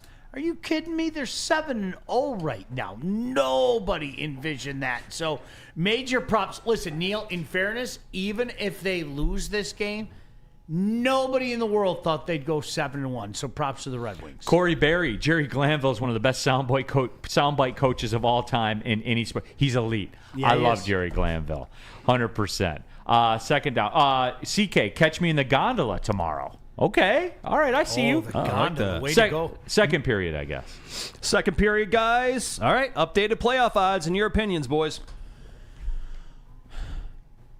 Minus. Wow. 130. Can I throw a percent at it? Sure. 50%. I don't think it's as Minus strong as 110. people. Yeah, I don't think it's as strong as people think it is, and we'll get to that in just a moment. You and I are in the same ballpark. I don't on think that. it's as strong as well as things have been going.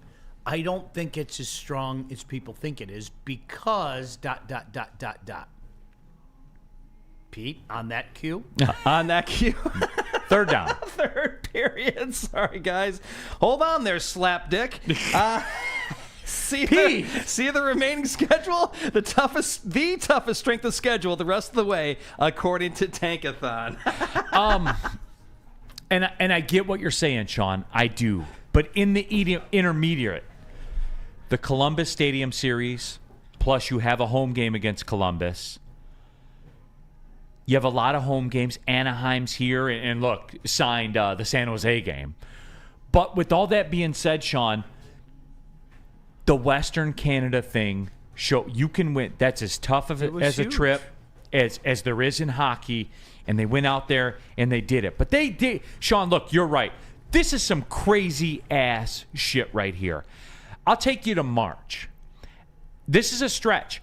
At Carolina, home versus Vegas. At Washington, at Vegas, at Utah, at Colorado. It's That's huge. Sean. If they go 5-0 through that, give them the cup. I think conversely, if you're one of those people that you look at things like that, you look at some of the teams in the mix as well, that their schedules are a little bit easier. And you know, people are saying the same things in Ottawa right now. People are saying the same things in Montreal. Neil, I think people are still saying the same things in Boston, although we go back to the beginning of the season, they've begun their initial descent. Make no mistake about that.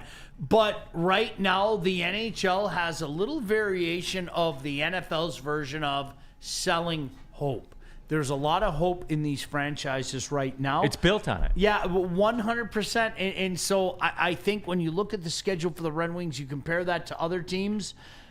Schedules don't mean anything if you keep winning like they did on this West Coast trip. But it's going to be a chore, to say the least, for the Red Wings. Sean, I gave you that stretch. All right. The last 6 games of the year.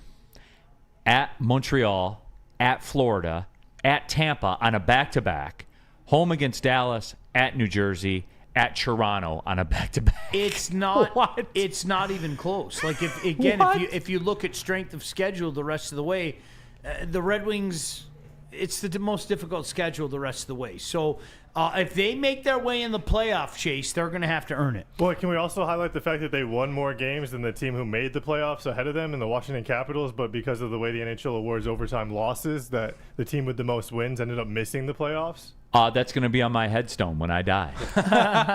Never forget, you can win more games in the NHL and not go to the playoffs. I don't know how the Capitals are doing it. That's one of the greatest mysteries. They're literally the same team as last year. I don't know how they're doing this right now. It's Columbus fascinating. and Washington, regression to the mean. It but is Washington's so fascinating. far up that they should still be okay. IT Hips, the Red Wings are still plus 200 to make the playoffs. Schedule's insane, and if they make it, they would have totally earned it. So therefore, I think 2-1's a good spin right now. I think so. I like Yep. value I think so. wise. Yeah, sure. Like I'm not sure. betting the kids' college fund, but No. you know, if I got 50 in the account, you know, I'll do 50 to win 100. All right, next one. You got it, guys. Fourth period. Give me your current Red Wings MVP. Dylan Larkin. I agree. Gosh damn it! I thought we would be Well, different. because we're good at what we do, Sean. Yeah, it's Dylan Larkin. As much as Lucas Raymond has picked up his game, and it's Dylan Larkin. He's not a 1C, but he's not a 1C. Like, he doesn't live in the subdivision, but he's looking at houses for sale, trying to figure out how he can make the mortgage work. No, he's not there. I agree with you, and it's funny because in years gone by, people have gotten really mad at me for saying I will take Dylan Larkin every single day. I just can't call him something that he isn't. I'll take him. I want him, and right now, Neil, I don't think there's any debate. I think he's their MVP. Is he a 1.5C? That's a good, yeah, sure, 1.5. Okay. He's a tweener. Yeah, He was in bingo. basketball 4A. Yeah, he's a tweener. Can I address something in the chat real quick here? And I know that we're running behind again. Ben Kroll, do the Red Wings try and get Dylan Cousins for a playoff push? Am I the only one that doesn't see it with Dylan Cousins, especially at the money? Am I the only one, Sean? I think the thing with Dylan Cousins, what a lot of young players, the thought process is for general managers is maybe he just needs a change of scenery. Maybe we can, if we move him and put him in a different scenario, maybe we can create him to something that he hasn't been just yet. Immense talent, still young, et cetera, but I couldn't blame you or anybody else for having some That's Larkin money. trepidation about him. I think he's a guy. There's something in the water in Buffalo. There is. It reminds me of Edmonton all those years. There was just something in the water that precluded them from taking the next step. I think the ascension of Draisaitl with McDavid, you can't deny dominance. There's no doubt about that. And that's what I'm talking about. But the Buffalo Sabres aren't there. They don't have those types of players. You've watched Montreal go like this. You've watched Ottawa go like this. I think Montreal's 2 years behind Ottawa and Detroit at this point in time, but it's amazing how much young talent that they have. There's something in the water in Buffalo. There's something amiss. There's no doubt about it. Montreal's starting to give a little right now too. Yeah, the last couple of weeks, there's no doubt about that. They had that same stretch. I think there were 14-3-1 over a while, and then that loss to the Wings in the last couple of weeks, they kind of took a step back. They were a year ahead of schedule. I'll tell you point blank, as a Habs fan, they were a year ahead of schedule. They were probably a year ahead of time. I think having the young goaltender, that's a difference between maybe what Montreal is doing, what Detroit is doing. Right now is having Dabish up there, and he's been so good, although he wasn't against LA the other night. He's been so phenomenal right now. That's maybe the difference between Montreal and Detroit right now in terms of looking ahead. Is Detroit is using those veteran goaltenders, whereas Montreal has a young guy who, quite frankly, I think a lot of people think almost like, Neil, I've said this before, as much as people are talking up Sebastian, I think that Augustine is the goaltender of the future. Maybe a guy like Dabish is holding the table for Fowler from BC. Copacetic Sushi. Neil, are you saying he can't afford to live in your subdivision? Copacetic, I think if interest rates were 3 years ago, he could. Is that fair? Makes sense. Yeah, I think that's like very he could be fair. a 1C if interest rates were lower. Yeah, he could. Yeah. He could make it work in the budget, but not at today's what prices. Time are we post-COVID? What are we doing here? So I think that's a big.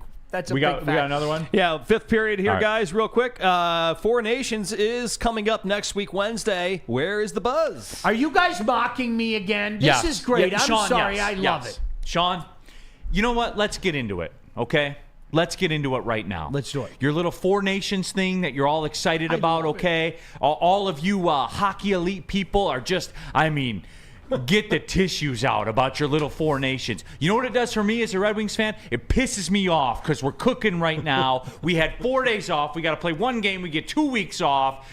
Why? Just do the Olympics. Just do the Olympics. I'm not going to argue with that. Like, what are we doing here, Sean? Since we screwed the Olympics multiple times, I think that has mandated the Four Nations. But I'm going to say it again, like I said a couple weeks ago. I think it's a crying shame that the Czechs aren't there. I think it's a crying shame that the Russians aren't there. It's not Alexander Ovechkin's fault that Vladimir Putin is nuts. It's not his fault. No, like, just be an adult about the situation, it drives dude. me out of my mind. Just why can't we just do that? Just say, hey, why can't you just caveat it like how I want Pete Rose in the Hall of Fame?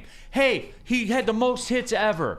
He did this too, but he had the most hits ever. Like, why can't we do that with the Russia thing, with the hockey thing, and just say, hey, I understand the geopolitical stance, but Alexander Ovechkin's great at hockey, and Russia's been great at hockey forever. Why can't we just do the Olympic thing? I mean, why? OJ's in the Hall of nuts. Fame. Why can't they play hockey? Why? For me, and I'm glad that you said that, Chase, why can't the best versus the best play hockey? It's been so long. It's been 9 years. It's a shame when you think of all the young, talented players in this league that haven't had a chance to have that moment on the international stage. And I think you guys know all the young players, whether it be McDavid, whether it be McKinnon, whether it be a guy like Lucas Raymond. They haven't had that best versus the best. Neil, I couldn't agree with you more. I don't like to say it, but it's true. I think this is something for the hockey elite. I think this is where the smug of us, we're going to sit back and go, well, I know where I'm going to be February 12th, and if you're not watching, Sean, then you're not hockey elite. Sean, I'm gonna be there. I love Olympic hockey. I love it. And I've got to be honest with you, and you're my friend. I am not going to watch the Four Nations. I'm just not. I'm not. Because you know what I liked about Olympic hockey? I liked Russia against Kazakhstan, and it was 11-0. And I saw tic-tac-toe passes, and they would score goals. That's what I liked, Sean. I'm sorry. That's what I liked. I don't care what anybody says. There's something different. I've broadcast these games when you've got your country across your jersey, when you've got it on the crest, there's something different about that game. There's a different passion, make no mistake about it. That's why I'm in. Neil, I think the one thing that we as fans can agree on, whether you like hockey or not, okay, don't we all want to see the best of the best? Don't you want to see it as an NBA fan? And I want to see it on international ice. I want to see it. And I want to see it with space to work in. And I want to see mismatches. And I want to see Alexander Ovechkin try something. Right. That's what I want to see. That he would never try in an NHL game. That's what I want to see. Because they're up 7-0. If we're going to have these conversations, I think you have to include Slovakia. I think you have to include the Czechs. Finland. And 100% you have to include Russia. Finland, Germany. Sweden, that's great. That's wonderful. But you know what? There are other places. I'm glad you brought up Germany. Germany, Switzerland, believe it or not, has done a really Italy. good job. I want to see that. And unfortunately, the Four Nations to me is like an appetizer. It's I want it. I want the appetizer. I want the bruschetta. Are you going to turn down bruschetta? No. I'm not going to I turn don't turn down down bruschetta, bruschetta. ever. But you know what? I want the filet as well. I do. I'm selfish. Sean, in but my if system- worse comes to worse, I'll take the bruschetta. In my system, bruschetta is Russia against Kazakhstan. And the fillet's USA, Canada. Like that. It's not hard. I don't. All right. We done? It pisses me off. Now you got me As upset. a hockey fan, it pisses me off. You got me I'm not upset gonna- at Four Nations. But I want the best versus the best, and I'll take four nations over no nations. I can't crush you on that. I can't. Spencer Raxter's in the chat. Let's go Four Nations. USA, USA, USA. Okay, They you know might what? win. They might win. Canada's goaltending is. Go ahead and look at Canada's goalies. You have Jordan Binnington, right? Montembeault. Doesn't matter if Who's Russia's the second best Sean, you want me to goaltender say on it? I'll his say it. You want me to frickin' say it? team? I'll Yeah. say it. It doesn't matter if Russia's not in. Doesn't matter. I'm not going to argue with it. Okay. I think it's horseshit. I know that's not popular to say right now. I think it's horseshit that Russia's not in. All right, Pete. Let's do this. What's up? You want to double it? Let's double it. You got it, buddy. All right. Planet Fitness, everybody. I don't know. I feel like Sean right now talking about taller. I live Planet Fitness. I go there every day. Monday through Friday. Every day I'm in Planet Fitness. I don't know what else there is to tell you about it other than I do it every single day of my life. It's an elite gym. The weights weigh the same as they do in that $80 a month gym that you're in right now. Hey, I'll admit, there's no rock wall. You don't need a rock wall. Get on a treadmill. You're probably the same people that are drinking the protein shakes telling me about, your gains, all right? Do work. You can do any kind of work you want. I'm sorry. That doesn't reflect the views of Planet Fitness. That reflects the views of me. But whatever. That's how I am. Go to planetfitness.com. You can join there. You can pull in the parking lot. There's over 50 of them in the Metro Detroit area alone. Guys, you want to get involved with the gym, $24.99 a month for a black card. This is all you need. This is all you need, guys. Trust me. planetfitness.com. And if you do the work that Neil told you to do and do it correctly, then you can treat yourself to some Soroki's after you're done. It's so good. And it's so freaking good. That's correct, Sean Belegian. Get yourself over to Soroki's right now. Crispy chicken and pizza. So you can get yourself a choice. You got some of those wonderful wings that you see right there. The lemon pepper is the way to go on those wings, baby. But you can also get yourself a nice, hefty slice of pizza, or maybe take home a whole pie as well. Sorokis.com is open. The honey biscuits, baby. That's also the way to go. I can't forget those honey biscuits. Soroki's crispy chicken and pizza. No one gives away more cash and prizes than Woodward Sports. You don't believe us? Here's our latest $10,000 winner. You know, you guys posted, hey, if you guess all this stuff right, we'll give it's $10,000. I'm like, okay, well, why the hell not? And the winning doesn't stop there. How about our Outkick Your Coverage winner? Let's give it up for David Tully, everybody. David Tully. This guy's got a hot girl. Bigger prizes, bigger giveaways, cash, merch, tickets, and more. All from the biggest sports network in Detroit. No one does it bigger and better than Woodward Sports. Make sure you're following, liking, subscribing on Instagram, Facebook, X, and YouTube for your chances to share in the winning. From Detroit's #1 sports network, Woodward Sports. How do people feel about getting a Planet Fitness membership for $15 a month? How do they like working out in a clean and spacious gym that's filled with equipment for every workout? And how about free fitness training in the judgment-free zone that leaves them feeling energized all day long? Join Planet Fitness today with the free PF app, online or in club, and start getting that big fitness energy for $15 a month. Stop searching for a vehicle and start finding one. Les Stanford Chevrolet Cadillac makes it easy. We harness the power of multiple dealerships and own the biggest selection of GM brands in the area to get you the car you need. With the Les Stanford Group, you'll have access to 4 different dealerships, providing you with more makes, more models, and more choices. We're connected to more than 1,000 vehicles. And with so many high-quality CPO vehicles available, you'll find new car quality at pre-owned prices. You can start and end your search at lesstanford.com today. Head to woodwardsports.com and click on Shop. Get the latest in Detroit sports apparel and exclusive Woodward Sports gear. Woodwardsports.com can get the whole team outfitted. Love the Pistons, Red Wings, and Tigers? We got something for you, too. Shop online at woodwardsports.com. All right, everybody. Dr. Pierce, our injury insider, every Tuesday here with Big D Energy. Every Thursday with Ermanni and Edwards as well. We're going to talk about Myles Garrett feet on Tuesday. Not like that, Rex Ryan, all right? Not like that. We're just going to talk injuries, though, because that's what we do. By the way, Dr. Pierce can help you. If you're a weekend warrior, you play sports, you got an issue that's bothering you that you can't figure out what's going on, guess who can? Dr. Pierce. You know how I know? Darren McCarty trusted him to save his career. He can do the same for you. His visits powered by the Michigan Sports and Spine Center, MRI of Southfield. Scan the QR code on the screen. We'll talk to him on Tuesday. All right. Final mega segment of the show. We have 2 nickel packages to fit in. Let's go. We can do it. We're going to do it. We have sports media we'll do first, and then we'll ride out with the Super Bowl party nickel package. You're going to get a little OT here from Big D Energy. You are. Not like the morning show, that crazy-ish they do where they're on for like 30 minutes. We're not doing that. Like, let's not get crazy. But we got Sean Belegian here, so let's do it. You ready, my friend? Let's go. All right, here we go. Sports media nickel package. I like these. I do too. It's geeky, but I like them. All right, let's go.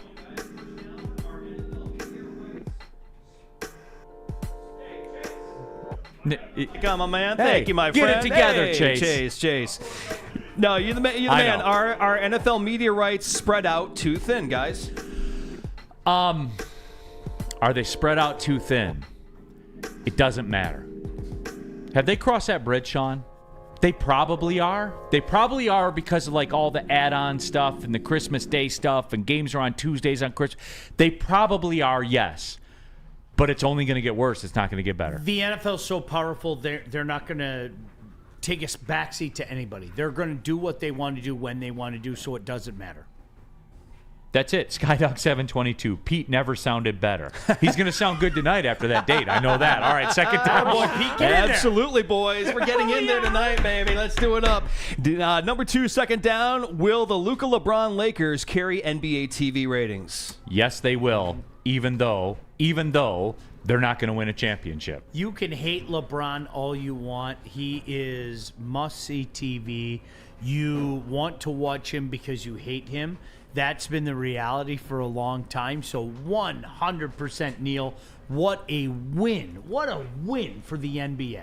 It really is. Sham's tweet got 100 million views, as we said earlier. Facts. You care. Crazy. You Facts. can tell me in this chat you don't care, but you care. Facts. At some point, you care. And look, I'm betting, and I tapped in last night. I got done with the Oakland game. I came home. I tapped into Warriors-Lakers, and Luka wasn't even playing, and I knew he wasn't playing. But I tapped in, had and Jimmy to. Butler wasn't playing for the Warriors. Didn't everybody at least take a peek last 100. night? Did you? Of course I did. And that's you. And I was watching hockey. Of That's course you. Well, let me see All right. what's going on with the Lakers. Did you feel dirty doing it or no? No. Okay, so Because I've long accepted what Yes. things are, you know? Jacaro says they announced last year NHL players will be allowed to play in the 26 and 2030 Olympics. Chuck Brewer, I will hate watch. How about this? How about we just let them play in the Olympics in perpetuity? All right? Forever. Damn it. That's why, to that point, that's why people like me keep screaming about World Cup of Hockey or 4 Nations or 6 Nations or whatever the case may be. If they can't come to an agreement with the IIHF, then fuck them. Screw them. Your hockey people are stupid. Can I say it? Your hockey people are stupid. I want to see the best versus the best. I want to, and that's why something like the 4 Nations rings so true to me. Mike O, speaking about himself in the third person, Mike O is getting ready to jump this route for the rec center. Then cocktail time is in play. Hey, I respect that. Chuck Brewer's honest. Neil, I will hate watch. Either way, you'll watch. You're in. Arf, I don't care and I still don't care. You're lying. Hurricane, Dallas, Boston, flips channel. Well, you missed Dallas beating Boston. All right, second down. Third down. Ryan Day signed a 7-year, $87.5 million extension. Tell me more about how the players getting more money is destroying the game. I like that one, Neil. I'm waiting. I'm waiting. And oh, by the way, I think everyone's pretty much in unison about that. When a coach gets $88 million, like we can stop with the players getting money. Sean, this was a big setup for me to say that because it's obvious. I told you guys this, and you push back all the time. Michigan, Ohio State does not matter anymore because he's lost it forever, right? You guys have been dominant. What's his punishment? $88 million in a national title. Thank you. Good night, everybody. Take care. Tip your waiters and waitresses. I mean, really, that's what it comes down to. Neil, this comes back to what we said before the start of the year. I was flabbergasted. When you take a look at what this guy has been able to do, I was flabbergasted at the nonsense that was thrown his way. Drop the born on third base, okay? This is a guy that has been able to continue a tradition that has been going on for a long time. And I think you have to give him his flowers. Like him or not is inconsequential. And losing to Michigan or not is not consequential. It's not the end of the world anymore. It just doesn't matter. Just doesn't matter. I cannot wait. And there's probably a scenario where it will happen. I cannot wait till the shoe's on the other foot. Where you lose to Ohio State and then all of a sudden you make some miraculous run and you're all laughing at the insignificance of the Ohio State game. It's going to happen. Correct. Arf, LOL. I like how Neil tells me how I am thinking, LOL. It's true. Like, you can't deny it. I heard her. As much as I hate Ohio State and Ryan Day, he also seems like a solid dude. He instantly donated $1 million to mental health causes, but the rest of the money will buy a lot of jet black beard dye. Hey, maybe it will. Maybe it won't. I don't know. I got to ask what kind he uses, by the way. Michigander 12-12. Ohio State versus Michigan only matters when Ohio State beats Michigan, right? No, it doesn't matter across the board. Chase, help me here. It doesn't matter both ways. Yeah. It doesn't matter. Your world has changed, folks. You just get used to it. Your world has changed. There's still a premium on it. It's still a rivalry, as Michigan State is still a rivalry. It's a rivalry in your circle, 100%. in your geocentric orbit. In the grand scheme of things, it does not preclude you from doing that which you want to do. unless you're a shit show. Unless you're 8-4. How's that? It's a regular season game against an in-division opponent. Like, That's really it. what it is. Like, it doesn't matter if you play them in the playoffs. That's when it really matters. But it's Lions Packers. Week It matters to you, but in the grand scheme of things, and actually it's not Lions Packers because you only play once. Right. So if anything, the impact is lessened. Yep. It's one game. Yep. Like that's it. All right, next down. You got it, guys. Fourth down here. Disney's sports division, led by ESPN, released quarterly earnings where they announced $247 million in operating income, overturning the $103 million loss from this time last year. But Neil was told no one watches ESPN anymore. Was Neil lied to? Was I lied to, Sean? Yes. Listen, dirty little secret. You ready? We all turn it on, don't we? Every one of us. It has become habitual. They won. Whether we want to admit it or not, they won. I do not like a vast majority of programming on their network. Do you watch their network? Of course I do. Of course I do. No disrespect to you if you don't like it. I do not like a vast majority of programming on their network. I instinctively turn on where I live, 229. I go to 229, and that is ESPN HD. It is part of my vernacular now. I can't wait when I get to turn on Sling in ESPN 4K. And I don't care what event it is. Yep. I don't care. If they were smart, they would put cornhole in 4K. I would watch it. 100% I would watch it, No Sean. doubt. You all watch it. Stop We're lying. in. You know, you can lie to me. That's cool. I got broad shoulders. I can take it. But don't lie to yourself. What do you got, Chase? I was gonna say, tell me you don't look forward to that like random July day in the summer where they just run all of the Ocho for 24 hours straight, and you see the pizza tossing trials, the cherry pit spitting up in Traverse City. I car accident watch it. Yeah, exactly. I've told you guys, I don't care what anybody says. I love game day. To this day, and I know people throw so much shit its way. Neil, I love game day. I think for all the wrong that ESPN does, I still think that game day is right, and I watch it each and every week. That's it. Woodward Sports chat thread. Chris, I'm just happy those games where a mid-MSU team upsets Michigan won't matter anymore in the future. I've been told. Chris, you're right. You're not wrong. You're not wrong. The knife cuts both ways, everybody. Yeah, you're not wrong. Like, it absolutely does. Michigander 12-12. I guarantee you that Michigan versus Ohio State matters to those players. That's bragging rights for 364 days. Of course it does. Of course it does. Okay, cool story. Would you rather win the national title or beat Ohio State? Dude, you're missing the point, bro. It is still going to be the rivalry. It is still going to be the game. It matters still for a going to week. be the biggest rivalry in college football. It doesn't matter as much as it used to. Sorry, those are the facts. Okay, next one. Guys, fifth down here. The NFLPA committee member, Austin Eckler, said that the idea of an 18-game regular season, quote, makes me cringe, unquote. Do you think the NFL will move to an 18-game season? No. Yeah. Yes. Absolutely. I don't. I think what the NFL does, Neil, is they throw things out there as a bargaining chip that they have no intention of doing. I think they're bargaining for other things. I don't think we'll get to 18. I don't. I could be wrong. I've been wrong before. I do, and here's where the bridge crosses, where you're able to cross the bridge anyway. I think the players at the next CBA will be able to work in some sort of guaranteed contract framework. Correct. And that's going to be the trade-off. Because at 18th game, you're talking a ticket gate. You're talking about I go to Netflix and I ask for $30 million more on the $100 million because I can add one more game. This is business, everybody. And it's business on both sides. And the players can talk tough all they want. Because I would say that. If he were my union rep, I would want him to say that too. If they walked in here and said, hey, we're going to go to 3-hour shows. Okay. But you got to pay. Here's the biggest thing, though. Are we going to go to 2 exhibition games? Because that's the Yes. misnomer. Oh, that yes. That's a misnomer that people. Those guys aren't paid for those games. Like, I don't think the average human understands it. So if you go to 2 games, is it possible? You might try, but you might. But that's a non-negotiable, Sean. Like, because of what you talked about there. That's what the NFL does. I know, but the players union. If I'm the players union, we're going to go to 1. Yeah.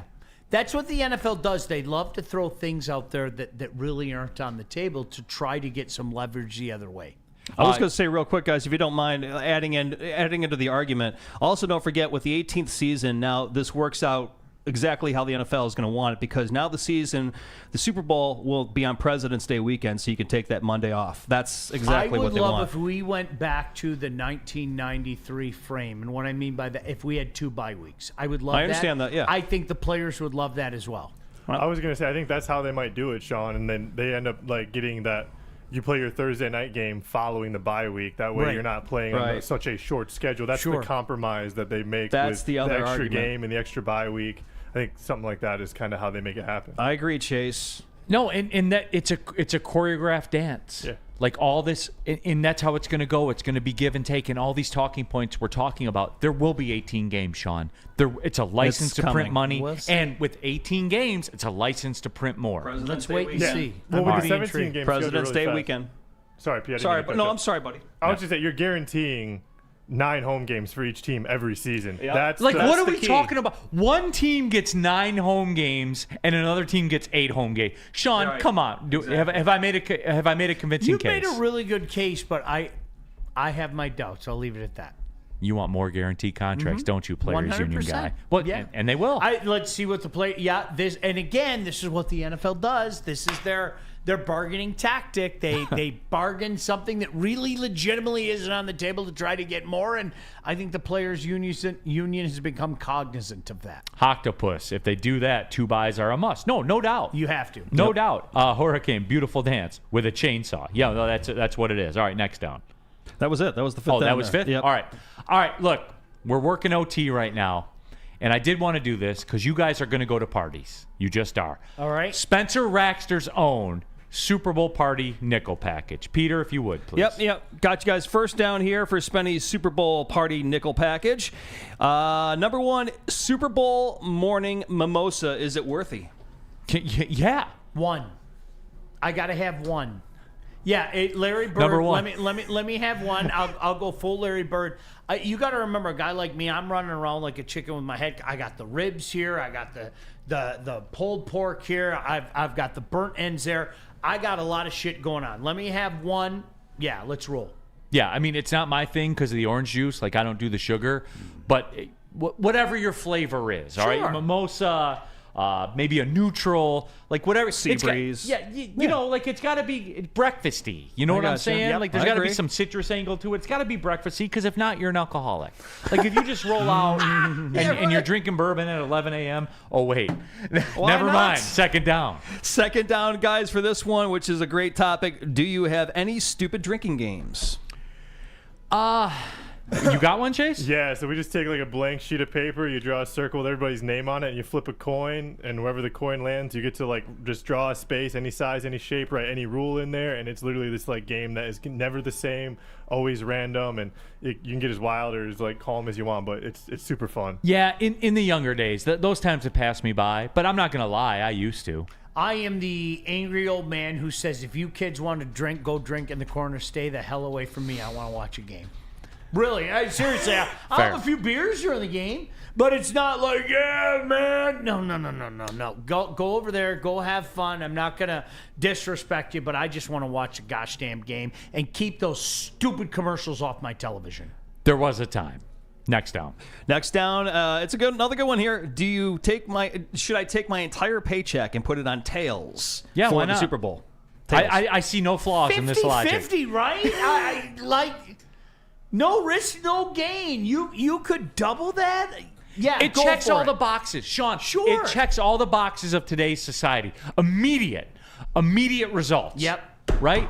We need it right now. 100%. Your night is either off to a great start or a shitty start. One of the two. Start drinking. I mean, really, there's no loss because at that point in time, that's when I grab the bottle and just go, screw this, and so you win either way. I got stats, though, guys. I got stats. Last 3 out of 4 Super Bowls, heads have come up. Well, and it was due for regression to the mean. I hear you. No, but Spencer, if you're still watching, my friend, I see no flaws with this logic. Let it ride.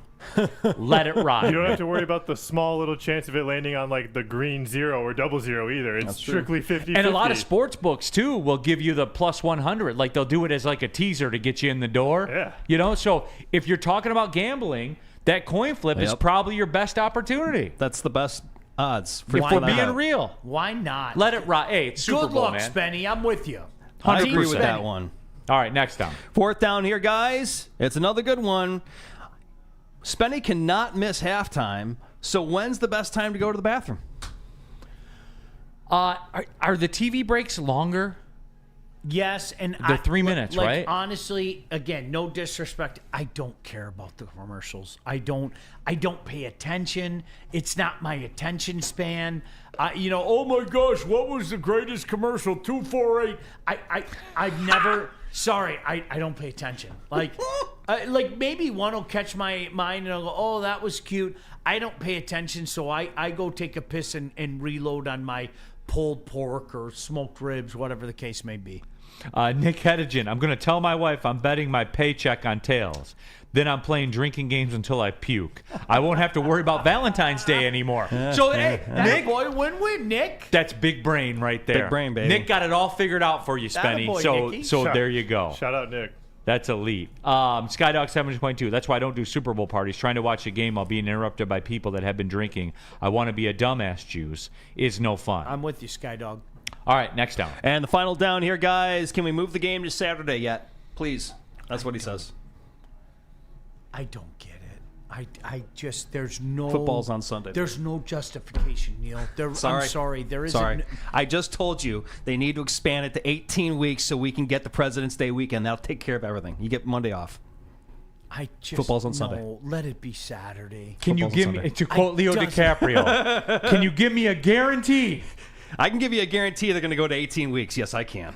No. If I do this, if I could do this, gotcha. Can you guarantee Guarantee, baby. that it backs up to President's Day? I guarantee. Guarantee. Because I can tell you this, Sean.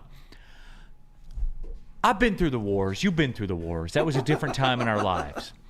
But I'm telling you, one time I can make it work, but I can't make it work if it's 6:05 to get up to take those kids to school and everything. You know what I'm saying? If it's 8:05, I can do it. If it's 6:05, I can't. I'll never forget all those President's Days I've had off. Said nobody. We all work. Move it to Saturday, man. Move it to Saturday. I don't understand the rationale. I've never understood the rationale. Just move it to Saturday. Can we do a chat poll real quick? Chicopa said it. Yeah, what's up? Should we move Super Bowl Sunday to Saturday? Yes. Just real. We're going to stay on air for 90 seconds How more. the hell could you argue with that? Well, I want to see where the people are. Because, I don't because understand James in the chat just keep it Sunday. I'm looking at it. Why? Give me, other than, that's the way it's been and that's the way it's always going to be. Other than the old man logic, give me a reason why it's Sunday. It makes no sense. You know it. I know it. Okay, I want to see how this works. Is that poll up? It's up.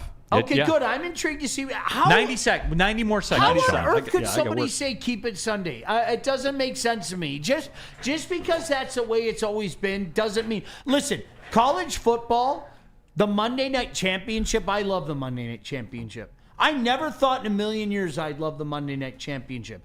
I love the Monday Night Championship, and it sucks when I have to get up Tuesday morning. But you know what I do from that point on? I sit back and go, well, it's only 215 days until week 0, and if you don't trust me, that's exactly what that number was. I think it's worked out well. There's nothing wrong with that. I think Saturday would be outstanding because unlike the College Football Championship, Super Bowl party, right? Party, sleep in Sunday morning, do what you need to do. As we let this poll roll real quick, we didn't even talk about it. What do you got on the game? Kansas City's going to win. I'm sorry. I've said it since the start of the year. I think, here it comes, Neil, the NFL is desirous of putting Patrick Mahomes behind the logo, just like Jerry West is behind the NBA logo. I'm convinced that, I'm not saying it's been written. I'm convinced that they're not exactly going to complain too much if Patrick Mahomes and the Chiefs win 3 straight Super Bowls. And they're going to do it the way the Chiefs always do it. They're, late in the game, they're going to find a way to kick a Harrison Butker field goal, to have a Travis Kelce touchdown, whatever the case may be. The Chiefs are going to find a way to win. Cody Ingle, Sean probably hated the forward pass when it got introduced. Sammy Ball was a son of a bitch, Cody. So there's for you. Real quick, I have the Eagles winning the game, and here's the number. 200 rushing yards. 200 rushing yards. I believe they will run the football on the Chiefs.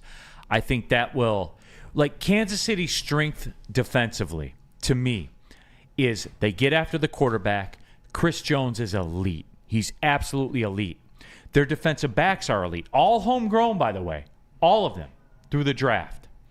But with that being said, Sean, the Eagles are the rare team that has the ability to put up a gross number of rushing yards on you. And Saquon Barkley, man, I don't know what the odds are, but whatever Saquon is to win the MVP, it's worth a spin. Because I assume the quarterbacks are the favorites. Makes sense. So, with that being said, it would be a throwback if they win to the way the NFL is and what the NFL wants. It would be a throwback, and I don't think the NFL is desirous to take a step back. All right, we put in a lot of overtime today, Sean. Thank you. To update the poll, see, here you go, Sean. Should we move Super Bowl Sunday to Saturday? Only 68% of the people say yes. 32% say no. Low. I am too. I am. What do you got, Chase? I'm part of the minority. I'd rather just keep it Sunday. I think people kind of like that Monday morning, at school, at work. Yeah, I'm tired, but I kind of we're all soaking in the misery, but we're talking about the game. I think people are going to miss that camaraderie on Monday morning or that next day. So for that reason, I was thinking about waiting before school, around the bus stop, talking to the guys. Water cooler chat. Yeah, go outside and go for a run. All right, that's it. That's it, everybody. Thanks for the OT, Sean Belizian, for Chase, for Pete Spivak. Good job, man. Thank you, gentlemen. Hey, good luck with the date. Appreciate it, guys. You guys going out to eat? No. This is not like a formal date, unfortunately. But we're just gonna go do the movie and just hang out and just have a great time. Have a good time. Pete that's all it Spivak's is. a great guy. Appreciate Stick guys. with him. Thank you. Pete's just gonna get down to business. That's right. Pretty much. We just movie and make out, baby. Have a great Super Bowl weekend, everybody. See you on Monday from Feldman. Well, see you later.